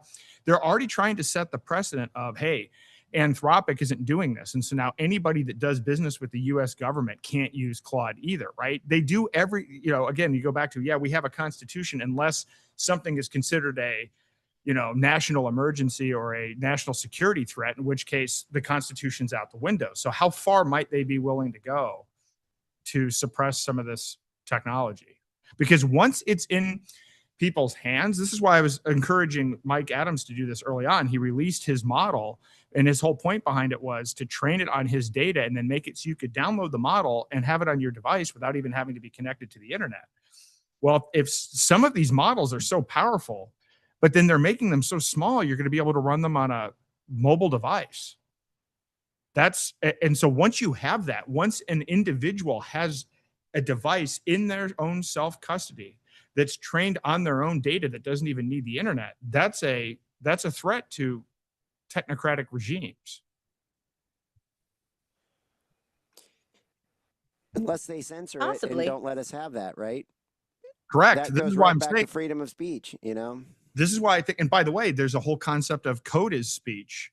And there are a lot of developers that are, again, I've talked about this before. Trump said the war on crypto is over. More people have lost their cases and been thrown in prison on the issue of privacy that are developers under Trump than under Biden. More every day. I did an interview last Wednesday. I did my podcast for Mexico with a guy, Ray Youssef. He was actually with me in Mexico. He was supposed to speak right before me. 5 feds came in. He was deported from Mexico to the United States. And now he's stuck in the United States. He was indicted. He just had his whole hearing. And it's the same thing. They try to make it not having a money transmitter license and money laundering and everything else, while banks do this to the tune of hundreds of billions of dollars and no one ever goes to jail. But his isn't necessarily the free speech thing, but these developers like Samurai Wallet and Tornado Cash, they've tried to make the argument that, code is speech, and that has not been held up. I would say that there's, China has some very specific advantages in terms of, one, it's centralized. So in terms of the data collection and in terms of the AI production. But 2, they have so many more users, right? So if you think about this big data center, it's all about collecting data. And right now we're seeing this major push for all of these Silicon Valley companies to line up all of their defense contracts. Right? That's really what we're seeing this over and over again. They're lining up defense government contracts. And I think what that's really about is about creating an infrastructure for data collection, because they can't do it through the same means that China can. China can do it overtly because it's state run. But here, because it is ostensibly private, private sector, but they can bypass that through these government contracts where it becomes embedded in every single institution. So then they can, Oracle, Palantir, working with the, all of the insurance companies, and then they collect all your health data. Buying up the media, they're now able to watch and monitor you, collect all of that data.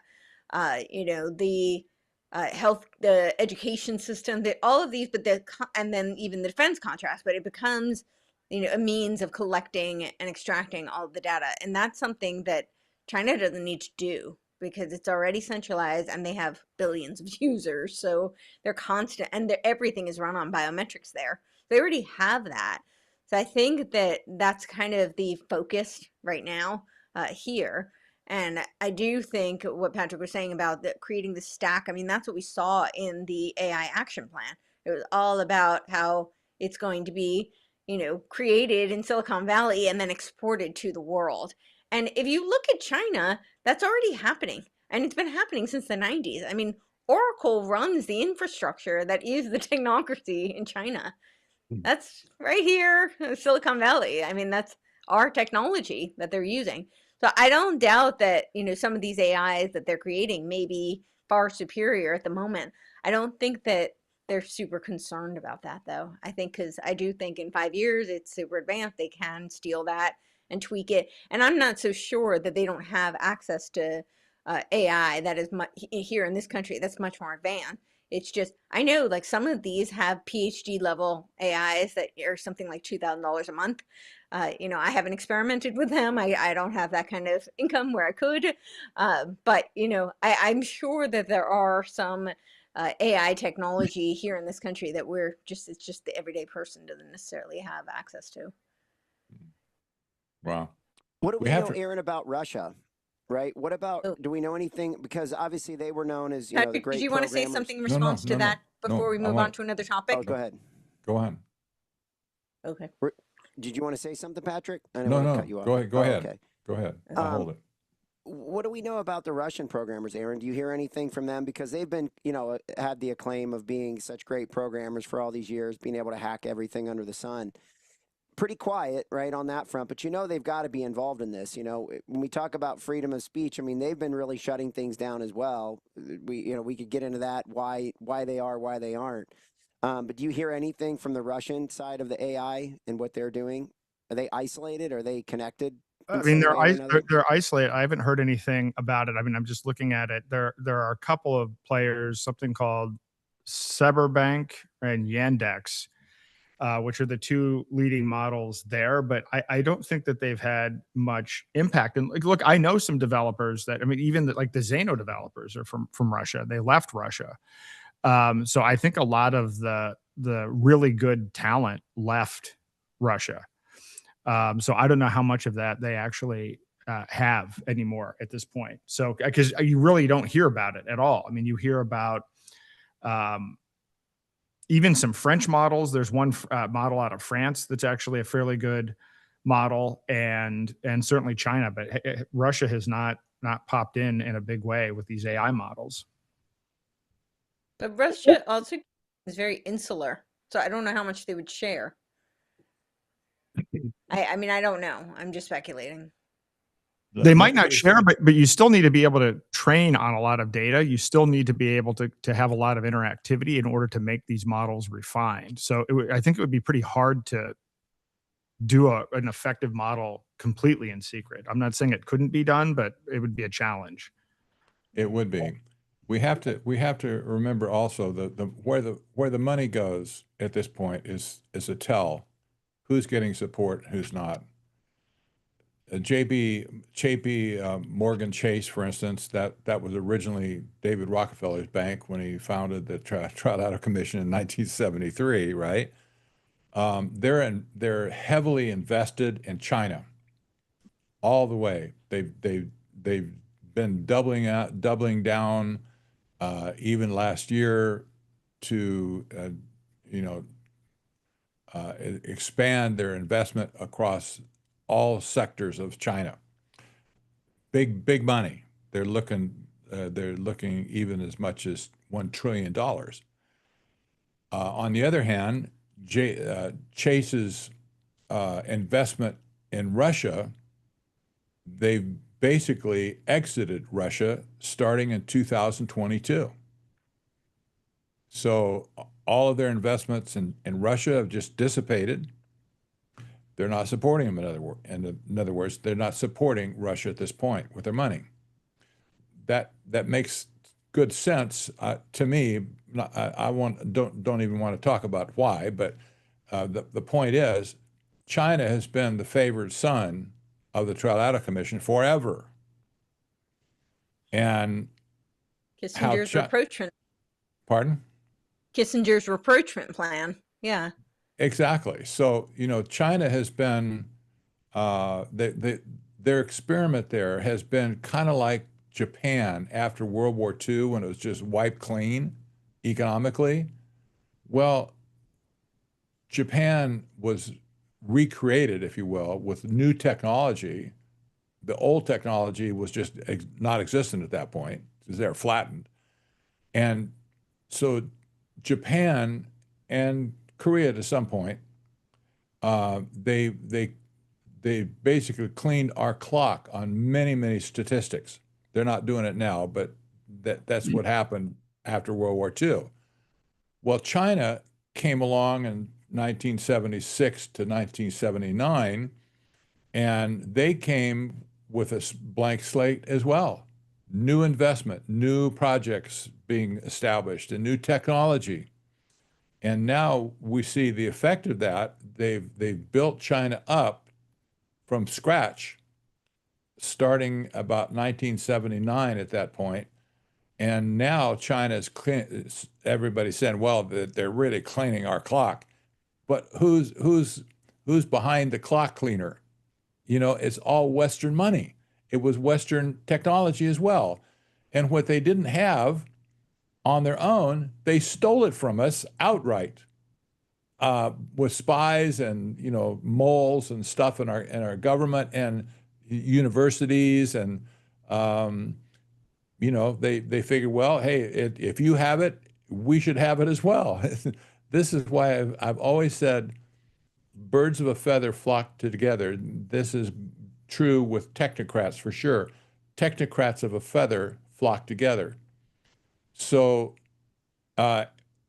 engineers, aeronautical engineers, for instance, at the University of Michigan, Chinese engineers, they had no problem swiping all the data on other from American, U.S.-born not aeronautical engineers. They had no problem, and it was a revolving door. In fact, some of those engineers from America just gave it to them out, just openly said, "Oh, you can take that. Just don't worry about it. You know, we'll just go ahead and do it."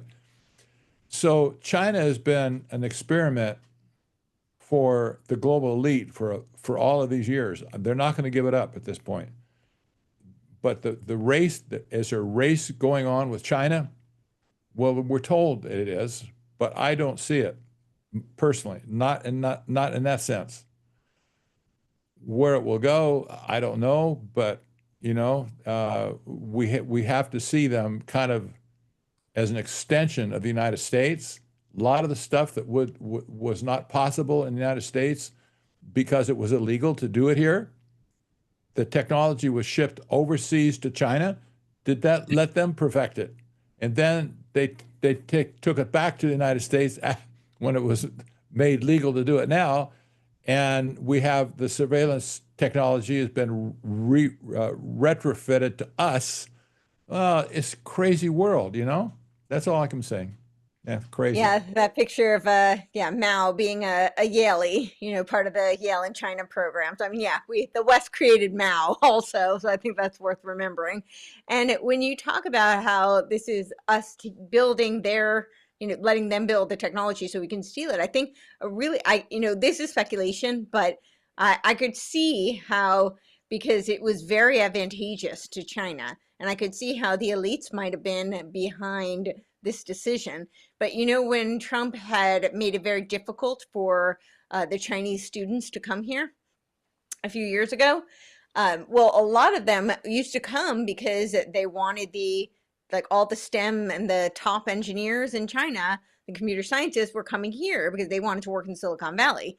And then when he made it really difficult, they stayed there. And I think that's part of why some of their technology, like DeepSeek, is where it is today. Because if they didn't have that talent, they would not have achieved those results, in my opinion. And I think that was actually kind of strategic. It was like, okay, we're going to keep this clash going because it's an excuse for us to advance our agenda, as you see, really laid out very explicitly in the AI action plan. But meanwhile, they're helping them along. And I think another clue too is back in 2024, there was all of these symposiums. I think they did one in 2023 too, with the Chatham House talking about Cold War with China and how Trump would advance the Cold War with China. Now, if the Chatham House is planning this, it sounds like this is a plan. It doesn't sound like this is an organic kind of, we're just in some sort of an arms race. It sounds like, there's a bit of collusion there. You have to ask the question, does China have more free speech than we have? Well, I mean, I think that is a very fair question, and in fact, this is how big the disparity is in our perception of China versus the United States. When you look at these two models, I'm just looking at these now, DeepSeek and Qwen. These are private companies that own these. Yes, they have tight relationships with the government in terms of the government provides tax benefits and everything else, but it isn't actually much different than the way Anthropic works or OpenAI. I think people have a sense that, well, this is run right out of the CCP and this is run right out of government offices. It's absolutely not. A company called Alibaba is the owner of Qwen, and then DeepSeek has Alibaba is state-run, though. Alibaba is totally state-run. And DeepSeek is privately controlled. The founder owns 84%, and it's backed by a hedge fund, and they have outside investors. And so it's, again, you look at, okay, well, what would you call Palantir, right? With, In-Q-Tel and their history and everything else. In fact, now that we're having this conversation, I might do a whole podcast just breaking out to show how similar these companies are, both in China and the US, because it might open people's eyes, because I think people have a different conception of it. I think that we're converging to the point where we're almost, it's surveillance capitalism in both places at this point. I think that the point, though, is less about how similar the companies are, and it's more about, so the big difference is the legal infrastructure. So what is legal to do in China is not, at least at this time, legal to do here. Now they're circumventing it by the day, but it's not technically legal here. So for the elites who are invested in this future agenda, it behooves them to let China be the beta test because they can get away with doing it there where they can't do it here. Now, are there back channels like In-Q-Tel and yeah, I mean, Oracle was founded by the CIA. So, yeah, and we know all about In-Q-Tel financing Palantir as well. And of course, LifeLog and Facebook. I mean, we can go on and on down the list. So absolutely, there are those back channels, and I'm not pretending that those don't exist. But for the moment, there is actually a legal infrastructure where there is, they have some roadblocks. And so for the things that they can't get away with doing here, it's very expedient for them to let China be the test bed. And then they can always take that. I mean, the money seems to be coming from above anyway. It doesn't seem to be, it's not, I may have a little illusion of being these private entrepreneurs. I think most of the time that's not, there may be some involved and there's always outliers, but for the most part, that doesn't seem to be what's happening here. And as far as Alibaba, I'm pretty sure that they're state-run, but I could be wrong on that. But the hedge fund sounds like it's got some government ties there too. But which is the case here. I mean, venture capital firms are largely come from public pension sources and university endowment masters above. It's the same thing. But the thing is, what's interesting is the censorship for these Chinese models is around China, right? So you're not going to be able to get the truth about Tiananmen Square using DeepSeek. But maybe the play here is you use the Chinese models to find out about the U.S. and use the U.S. models to find out about China.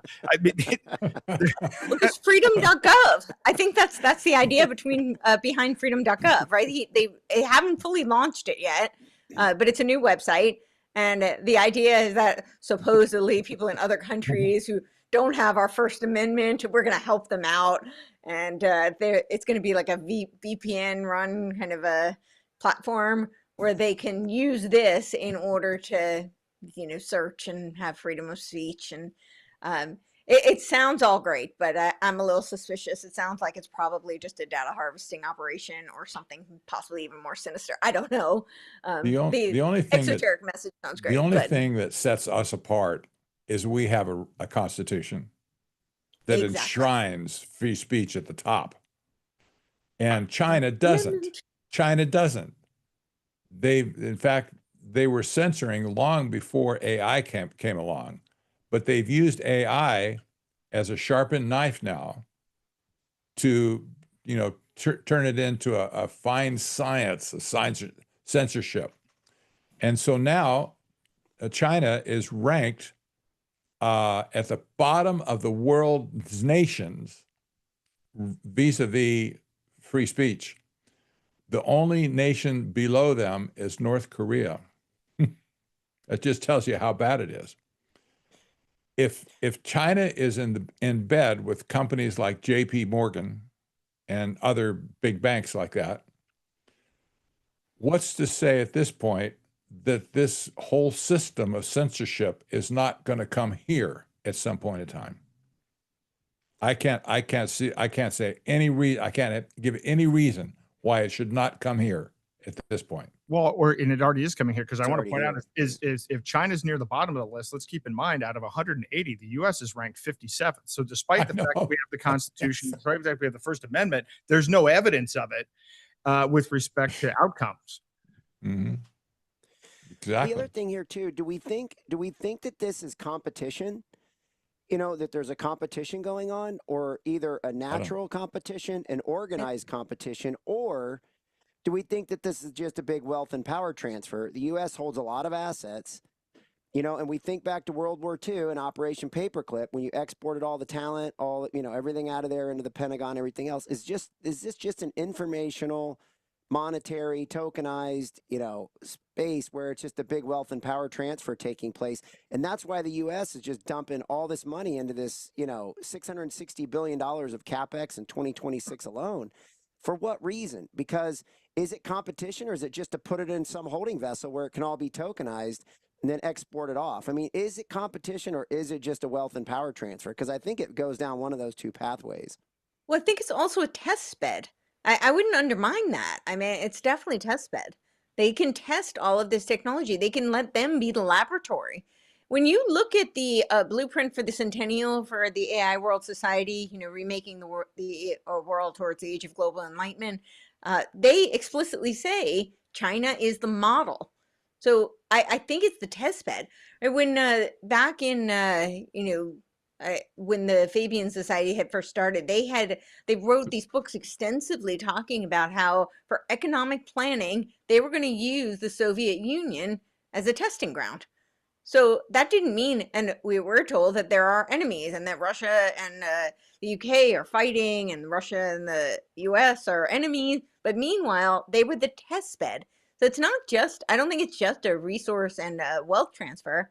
I think it's also about, letting them be the laboratory, because while, yes, we may be, a lot of our free speech and a lot of our constitution may be, not upheld at this moment, there is still a legal infrastructure. There are things they can't get away with doing here that they can get away with doing there. And I don't think that that should be overlooked. I think that it really would make sense that the puppet masters who are above both are going to use them as a test bed, because they can get away with doing a lot more there. That's my thought. I have to give you it's an interesting comment. I just queried perplexity on this question. So Oh, great. excuse me for even saying this, but I asked the question, what kind of reverse transfer of technology has flowed from China to the US? Okay. I'm just giving you the answer. It says this is genuinely an underreported story. While public discourse focuses almost entirely on China stealing American technology, a significant and growing reverse flow, Chinese innovations being adopted, studied, or replicated in the United States, is reshaping multiple industries. There you go. And it goes on from there. But this is exactly what we're just talking about here. The flow has gone this way into the United States, mostly for stuff that we don't want here in the first place. Yeah, I remember when I was working on my book, I think I found something like half of our AI surveillance technology in the United States comes from China. I was floored when I found that out. Mm-hmm. That seems like a pretty big red flag. It really does. Oh, gosh. Well, so when President Trump says we're in a race for China, he said the same thing, by the way, when he positioned 5G in his first administration. He said, "Well, we have to beat China." I don't know why we have to beat China with 5G in their country. This is our country, right? There's no race here. But when Trump sees a race, he wants to win the race, period. So if he declared there's a race with China, by golly, we're going to beat them at their own game, whatever it is. Well, that's a false man or a straw man at this point. Yeah. You can't say there's a real race, but it's good for political capital or whatever. It sounds Yeah, good. he's doing the same thing with 6G now, right? Yes, the exactly. narrative that We China have to is beat leading. China. We have to beat China. Yes, they have to be China in the 6G race. So, yeah. Well, But it gives. Oh, sorry. What? well, just as far as free speech is concerned, this is a concern in itself. Of course. That China they're not going to relax their standards on free speech for their people. You know it's not going to happen. Okay. So the only way they can take it here is to suppress more free speech here in America.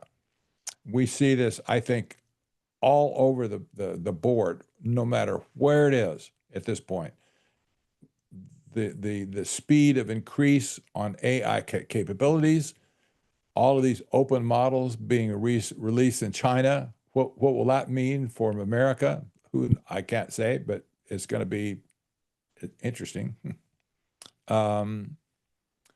So we're left to think, okay, how are we going to stop the assault on free speech in America? Can it be stopped at this point? That was just up on the screen, so I'll just mention it before we move on to how we do that. But I brought it up before, the participatory framework for global AGI. This is Ben Goertzel is one of the partners on this, and of course he was the one behind AI for Good with the UN and the World Economic Forum. Yeah. And there are several others, Club of Rome members, Annalise Smitsman, and sorry, she's not the Club of Rome member. She was a Game B person actually, but I can't see her name. But Mariana, and I'm not seeing the other part of it. But they are working on this global constitution where they're creating an ethical framework. But this is very much going to impact free speech, because not just speech, but behavior as well, because they're deciding what the ethical framework is. And they're also deciding that the AI will likely have superior ethics to humans. And so in that constitution that they've laid out, they're actually pretty explicit in where they say that humans might have to be subordinate to the AI, because the AI will of course parent them to become benevolent. So that means that they're going to program them, they're going to code them with their ethics, which are these peace, dignity, equality. It's all the ethics of the 17 Sustainable Development Goals and the climate narrative and all of the lies that they're propagating. But they're saying that AI, because it will be trained with these ethics, will be superior to most humans, and therefore we will have to subordinate to it. And this is it's a proposal. It's not in place as of now. It's just being proposed. But if it's a global AGI constitution, then that ends up being, hopefully we can figure out how to create some sort of guardrails. But we need to be thinking about it, because that's supranational and international. That's going to bypass anything that we have in place as a guardrail now. So that's something we really do need to think about. Yeah, that is scary. And maybe the model here is use China as the test bed for technology and use Europe as the test bed for legal. There's this Berlin gathering where Hillary Clinton traveled to Berlin to personally lobby EU officials to use the DSA against Elon Musk. So, I mean, that's a pretty interesting model. An American political figure traveling to a foreign government to then lobby them to censor American citizens. I mean, what a horrendous situation that we're dealing with here. But that was obviously effective, right? That happened. So we're facing it on legal grounds by subverting the Constitution and using these international organizations, and then from a technical perspective as well. That's so, I really think it makes sense to think about these, whatever terminology you want to use. A lot of people say puppet masters, but they're pulling the strings above. And so it's not competition between these different nations. Now, that doesn't mean that they don't use the perceived competition to subvert and weaken from within, right? The whole intention of what we were discussing before, active measures, and now using AI for active measures, the purpose of that is to subvert and weaken the nation from within. So they absolutely use these manufactured dialectics and these manufactured antagonistic relationships, the allies versus your adversaries, in order to weaken from within. But that doesn't mean that, above the nation state level, there aren't various players who are, really, they're manufacturing all of these control dialectics, and they're using them against each other for their own advancement of the agenda. Mm-hmm. Wow.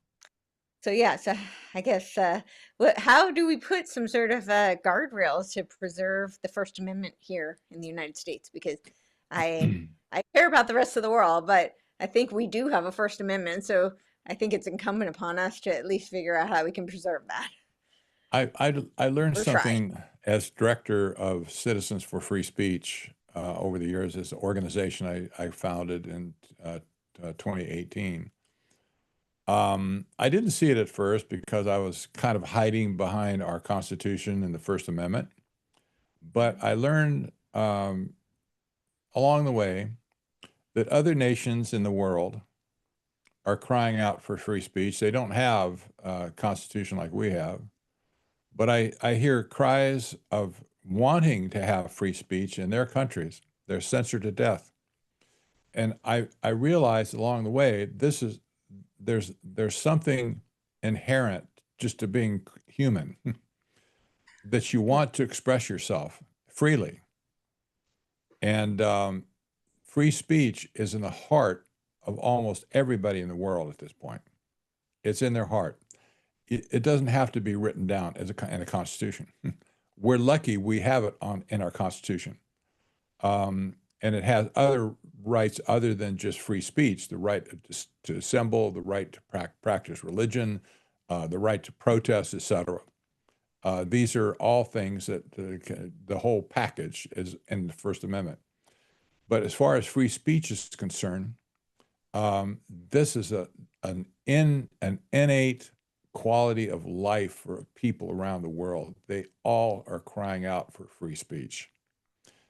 And we're lucky in America. We have to defend our First Amendment, but this is the only, it's paper. It's just paper at this point.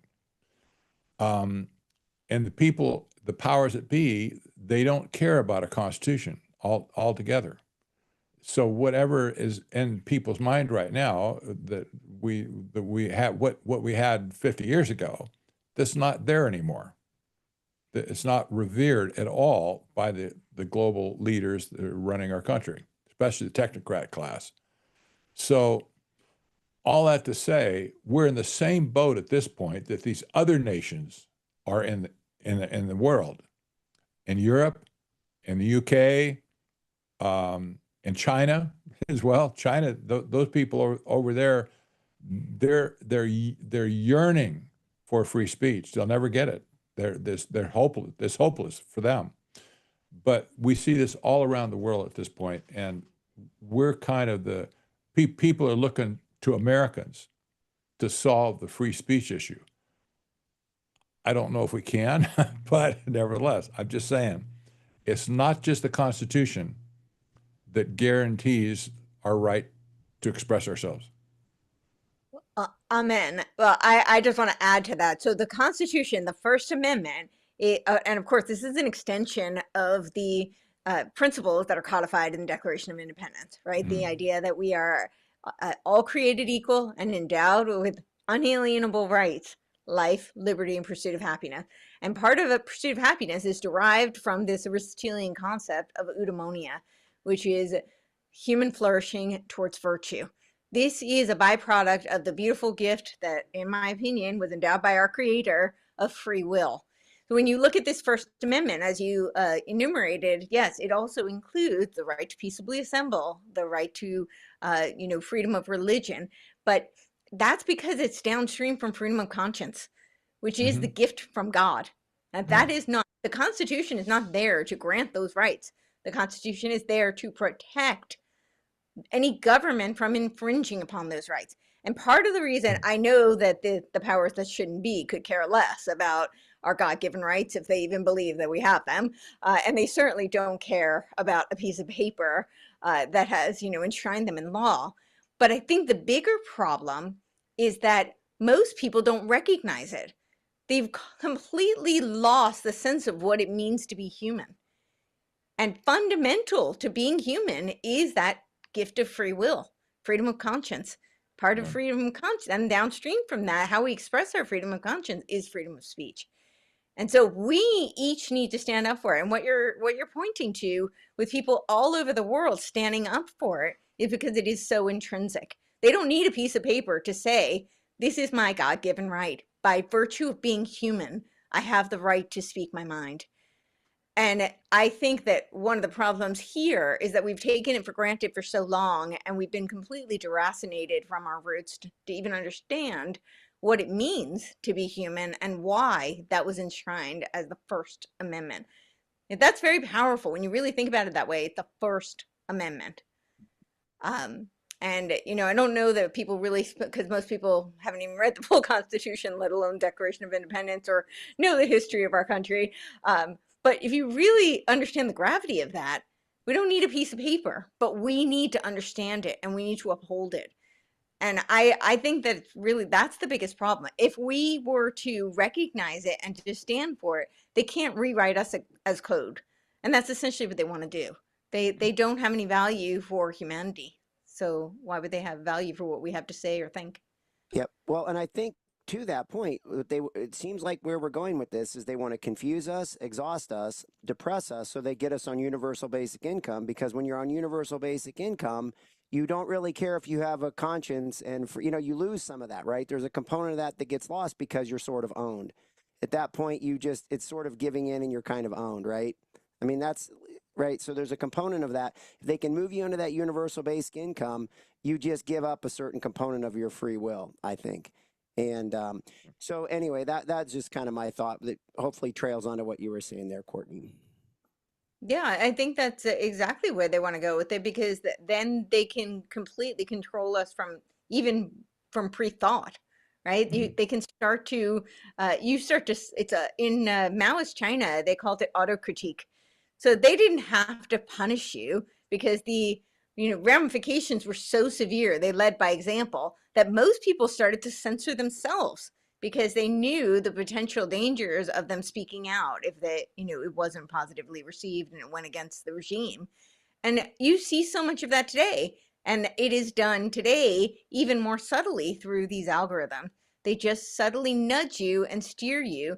And so people start to censor themselves without even realizing. So much of it is unconscious.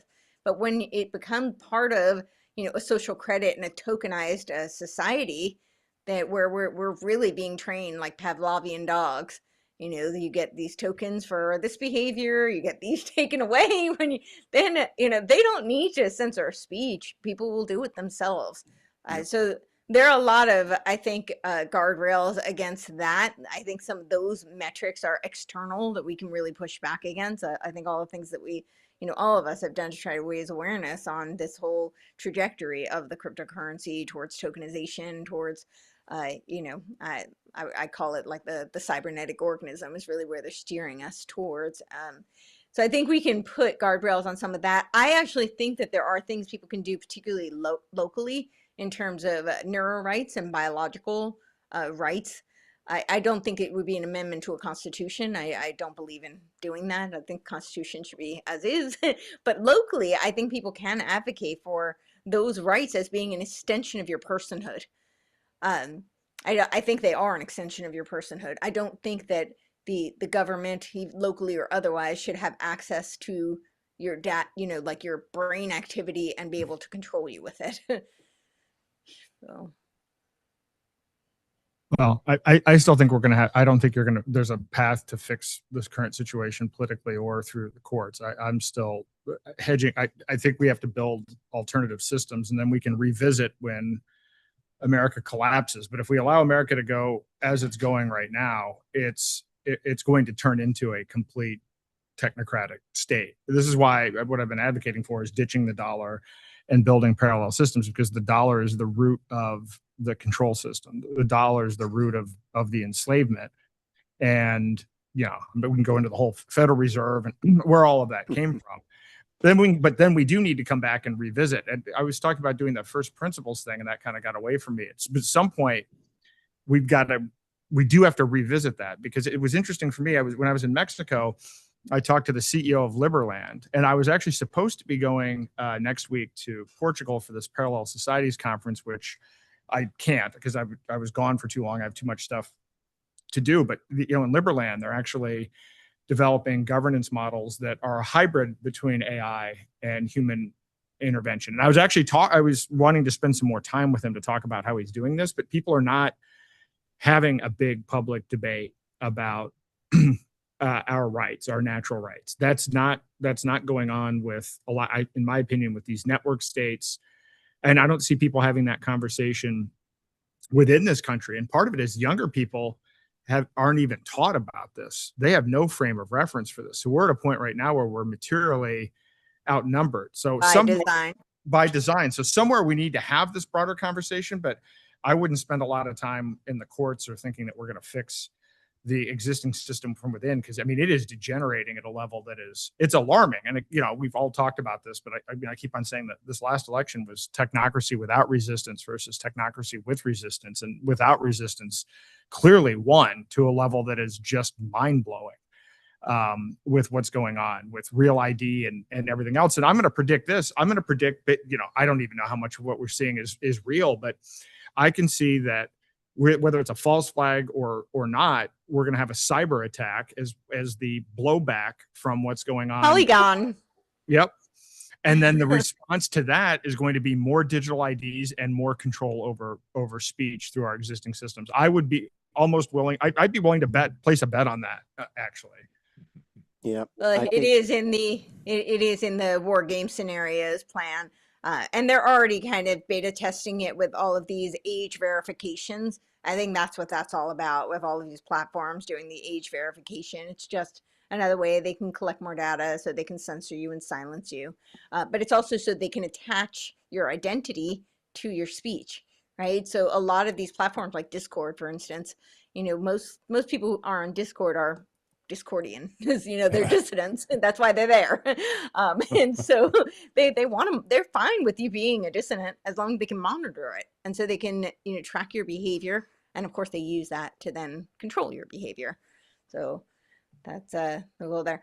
I just want to put out for the audience that if you have questions, it's a :Q, and we will take some questions. I'll let. I think you guys had some more things to say, but while we're going through the questions, we can start wrapping up. Well, I think to that point of the cyber attack, I mean, we see there's a whole list, and I should have sent it off to Houston, but so he could show this. But there's the number of outages, internet outages, it's highest in Russia. That's why I think Russia. So there's all these different countries are seeing a lot of internet outages, and we see that too. We sense that here. They're testing something. It feels like we're being tested out for some big cyber attack or something. And that fits. So I think that's right. I mean, I would go along with that as a prediction with Aaron and with Courtenay on that's it's probably not in the too distant future with that. And the other thing you see too is from the market perspective, there's something clearly going on with we know the silver and the gold and the physical settlement and the paper side of this whole thing. And I think this might have something to do with what you ran into too down in Mexico, Aaron. I think there might be, because Mexico is a big silver producer, and there might be a connection of what was going on down there, because we've seen where they've shut the Chicago Mercantile Exchange down. They did it around Thanksgiving of last year. They said it was a cooling issue. They did something, and then they did it again, and then they did it again, and then they just did it last week. In the middle of the day, they shut the silver and gold market down through the Chicago Mercantile Exchange. So this is a pattern, right? When you're in an electronic world, the best thing to do is have a finger on the switch, and then they pull the plug on it, and then all of a sudden the markets are down, and then then everybody's beholden, and then everybody does what they want, right? And you can see how this goes. It's no different than step up here and get your 4-foot Q-tip up your nose, and then get your jab, right? I mean, it seems to me like it's the same kind of a process. So. But we're seeing it. We are seeing this happen with the Chicago Mercantile Exchange. It's a small mini version of cyber attack, I think. Yeah, and I do want to say, Aaron, I would agree with you at the federal level, but I don't think it's true that we have no power locally.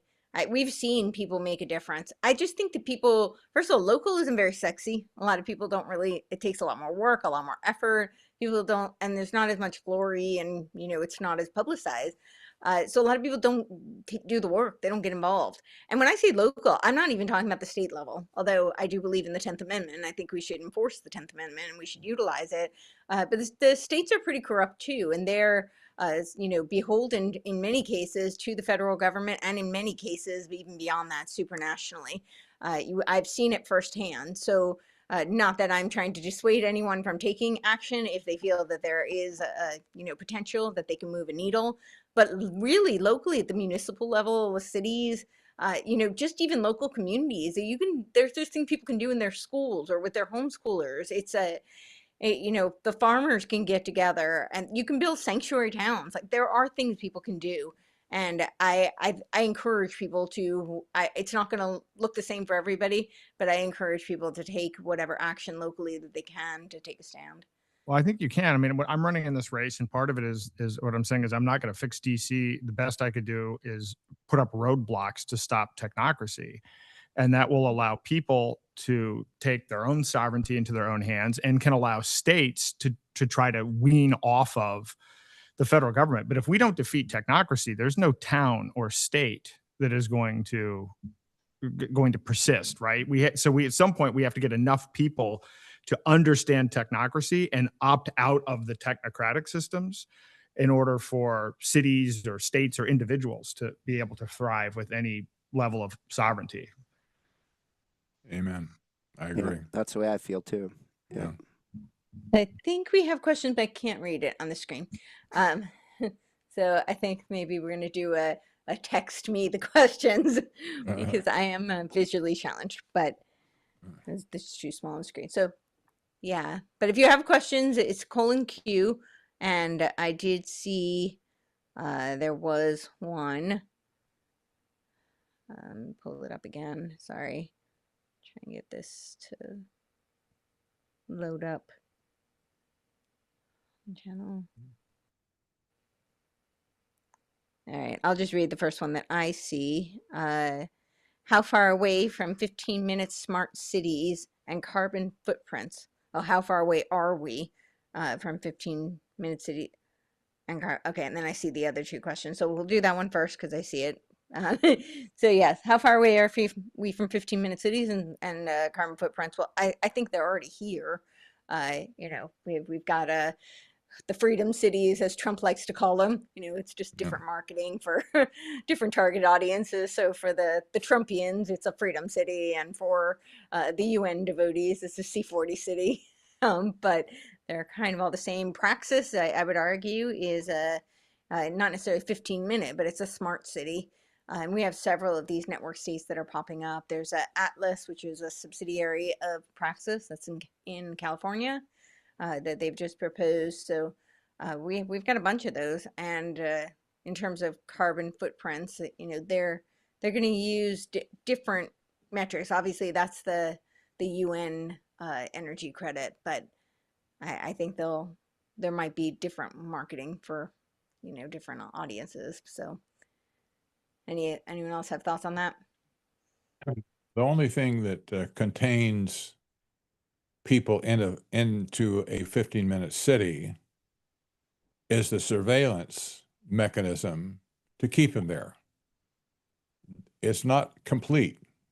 at this point. But that doesn't stop them from saying, well, this is going to be this area is going to be a 15-minute city. Some cities already have the circles imposed on their maps, big cities, where they have multiple 15-minute cities in a bigger area. So all that they have to put in place at this point is to get the surveillance system in place where they can fine you or do other stuff to you if you wander outside of that area and you shouldn't be there. This is coming. It's clear at this point they'll have this capability probably in another 2 years, 3 maybe, but you can see the handwriting is on the wall for 15-minute cities. You should oppose it at any cost in your local communities, for sure. What are the Well, kind they of things definitely exist in the UK. The UK already has a bunch of these 15-minute cities all over the place. They're trying to get LA to be a 15-minute city before the Olympics. That's one of their plans. And they have geofencing technology. So and that's actually pretty advanced. So I don't think it's a huge leap for them to be able to use that technology in order to literally trap people, because they're doing it in the UK. People are getting flagged by the geofence, and then they're being, the police are coming after them. And this was a few years ago even. So this is definitely, the technology is definitely there. But I don't even think they need it, to be really honest. With all of these network states, everything's going to be run through. You're going to have an ID to enter the network state. You're going to have they're going to have your biometric data. You're using a very specific currency that's going to be tied to that ID, and so they don't really even need to have a fence where you can't physically step over the line. They can stop your car from running. They can, just you can't use your digital metrics that is access to money or currency. If you go beyond certain zones. So yeah, I know they have already the plans that's part of the plans for Gaza too, right? They have your biometrics is tracking you when you're going from one zone to the next zone. So yeah. So how can we resist that? Get rid of a phone, maybe, right? Or get an older car that has no tracking capabilities, right? Have that for when you want to go outside the zone. I mean, what are things you would see that would go into that would give us, what are signs when you could see your cities being converted to a 15-minute city? And what do we do to resist that? Like, how do we resist something like that? Well, I mean, we're seeing people attack these flock cameras, and this is going on in cities in the U.S.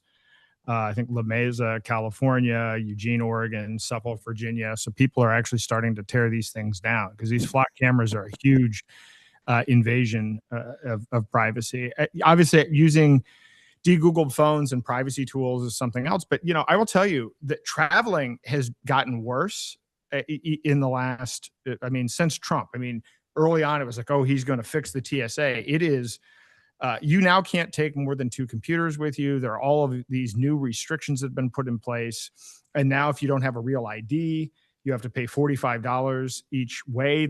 So travel's becoming more difficult already. And I can only imagine how much worse it's going to be as a result of what's going on in the Middle East this week.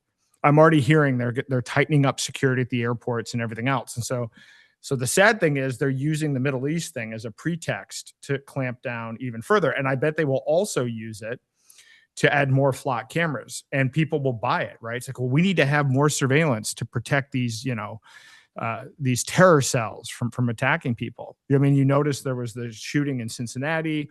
I don't know if that was attributed to terrorism, but the one in Austin, Texas was attributed to terrorism. And so you can already see people, and I've already put tweets. I'm already against the Palantir that they're going to try to roll out for the blowback for the thing that we're doing in the Middle East. But at the same time, are people going to fall for it again? That's what I worry about, because so far they've been able to do Real ID and the Genius Act, the backdoor CBDCs, without an emergency. I think this is the thing that to me is unprecedented, is that they're adding surveillance without an emergency. They were able to do that. So think about how easy it's going to be with an emergency. Yeah. Well, and what percent of the population do you think even really has any idea? One, has heard Genius Act, and two, even knows what briefly even what it has anything to do with? I mean, what percent of the population would you think? Maybe a few percent, and the Clarity Act is probably less than 1%. I mean, I was speaking at conferences in Mexico that are crypto conferences, and most of the people hadn't heard of the Clarity Act. So I have no idea who's heard of the Clarity Act.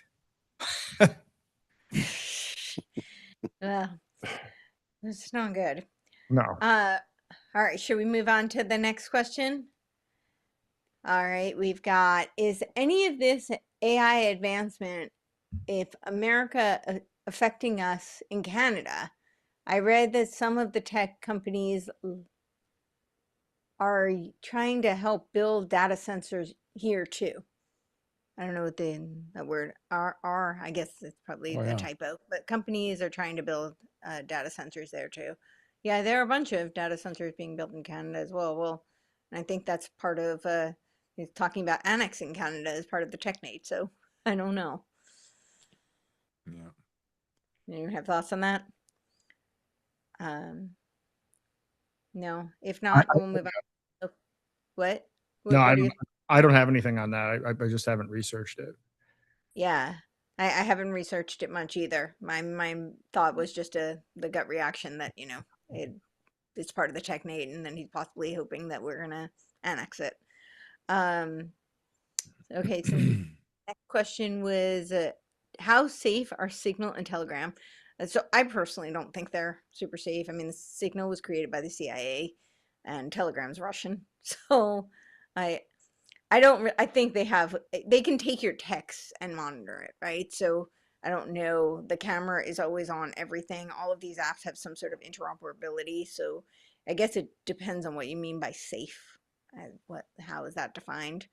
But I don't think anything is truly like outside of their purview. My guess is they can probably see the stuff, but they can't use it in court without revealing that they can use it. One of those kinds of things. So they can't use it as discovery. Although we've had situations here where, part of the issue is we had a politician here locally who made some comment that was taken out of context in a Signal group, but somebody screenshotted that and put it out publicly. Obviously, that's not proof in court, but nevertheless, depending on who you're talking to or what the circumstances are, there's still ways to get at that information. It's also leverage, right? Like, even if they don't use it, it's not viable in court. It could still be leveraged to extort, blackmail, all sorts of fun things, right? Absolutely. Yeah. Do you believe that the robots they're advertising are all true, or are many of the videos AI generated for hype? It's an interesting question. I mean, I think some of them are definitely real, but I don't know if there's more that are being hyped up. The first wave of Optimus robots have been pledged by Elon Musk to populate his factories with. And so apparently you're not going to see him on the street probably in this year. But he's decided in his mind, maybe just recently, that he's going to dedicate all the robots that he makes this year to work in his own factories. That means there's going to be mass layoffs at Tesla at some point. It's going to be ugly.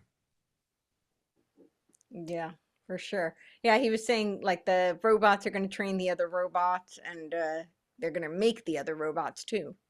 That's right.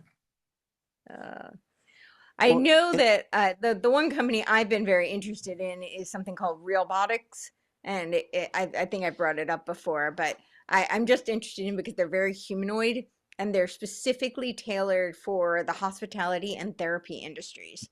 So they're using that like very real like skin that sweats, like the DARPA skin, and so it's trying to mimic human emotion. So your therapist could be a robot, yeah, for human interaction. And this is just incredibly concerning to me because it's so dehumanizing. And I know this won't be super popular for a lot of people, but I'll say it anyway. I'm doing a show next week on Botox, and I actually think that a lot of what Botox, like that standard that they're setting, is about this robotics industry. Because if you think about it, part of how people have empathy is by using mirror neurons, and the neuromuscular activity to the brain is we mimic, like somebody else's emotion, and we actually do that neuromuscularly. And so when we don't have that connectivity, it actually down regulates our empathy. And that's been studied, it's been shown. But if the standards are now set lower and everybody's frozen, I mean, not everybody, but now that's become kind of much more normalized than to have a robot be your therapist that has no expression at all, right? I know it sounds creepy, but I honestly, I think there's something there. And it's very, very disturbing. And it's very disturbing what it does to, I mean, parents who have children. We saw what the mask did, right? It stunted their cognitive development, stunted their emotional development. They're showing that it stunts the children's development. And I think this is paving the way. What's going to happen when you have robots who are, the nannies and taking care of the children? But this is kind of an entryism, in my opinion, to that. Okay, so we have next question. See if we see it on this. Let's see on the screen. Are there any more questions? Oh no. Okay. All right. I think then we will wrap it up. The next one is going to be April 8th. Let me double check. That's what we agreed on. Yeah, April 8th at 6 o'clock Eastern, and we're going to talk about Pack Silica. So, yeah. Well, I'll let everybody go around, and if they have any closing words, and I'll, of course, tell everybody where they can find you and all the great work that each of you are doing. So let's start with you, Craig. Okay, great. Yeah, so this great for me. I enjoy being a part of these because I learn so much, and makes me think about a lot. I want to go back and rewatch this and and think about ways. I think the biggest thing for me is I guess the big fear is how do they roll this out, and are we going to get like what we talked about, some sort of an event, that will bring the system down, because that relates back to me with the markets. And I feel like these markets, again, back to BlackRock, back to these people that control these markets, there's clearly control going on in these markets right now. I mean, I can feel it. Like there's somebody big out there that's able to move these markets. And for instance, like crude oil, I would say that's just a victim of what's going on in the Middle East with the Strait of Hormuz, which we'll hear a million times over the next 4 weeks, right? That, the fear of the Strait of Hormuz. But I think the big thing is, some sort of an event, right, that's going to bring the system down, that's going to put us in a position where we're going to be forced into further into their little circle, and once you go in, it's very hard to come back out of that circle. Once you give up that autonomy, that freedom, that free will, that's what concerns me so much, and I think if we don't take back some of our 401ks, if we don't just say, look, we're going to do this alone, get it out of BlackRock, I think we've got big problems ahead, and it's a very tough battle because they just keep adding assets under management. Like it's, like nobody cares. And I just don't know if people are aware when they put their money in there, they're giving up control, and it's going to come back to bite us at some point. And so that's a big thing. I think there's so many things I learned tonight, but I think that's one of the biggest ones that, that if we go down some sort of an event path like that and we get some sort of a shutdown, electronic shutdown or something like that, they're going to push us further into that circle, and it's going to be very hard to get back out. So just, heed that warning, and because I know I will. I'm looking for other ways. That's why I like Aaron. What he's doing so much is how do we get some of this stuff into a different system, an alternate system, a different highway, because I think it's so important, because if we stay in this system, we're going to have some headaches ahead. That's for sure. Yeah, for sure. Tell everybody where they can find you, and yeah. Yeah, so I do a show on Rumble, X, and YouTube in the mornings, 8 a.m. called World HD, where we go through, the economic data, look through the markets, do a lot of charting, use harmonics, right? So it's a different way of going about things, where I look at the harmonic structures and then we look at the information. So we look at these cyclical patterns that exist in nature first, and then we look at the news to see, does it apply to that, right? So it's sort of a reverse way of getting at it. Instead of looking at the media and the data and taking in what they want us to think about, we go the other way. We look at this and then we say, what how much of that information can we just throw down the drain, and how much of it's actually valuable? What's really going on here? So really trying to sort through what's going on with stocks, bonds, the commodity markets, currency markets, different things like that. And so that's the best place to catch anything else on this is World HD in the mornings, probably on Rumble, because there's a chat that goes on in there, and it's pretty small, but it's actually a pretty active chat. It's amazing how active the participants are in there. So they seem to enjoy it. So that's a good thing. Yeah, for sure. Aaron?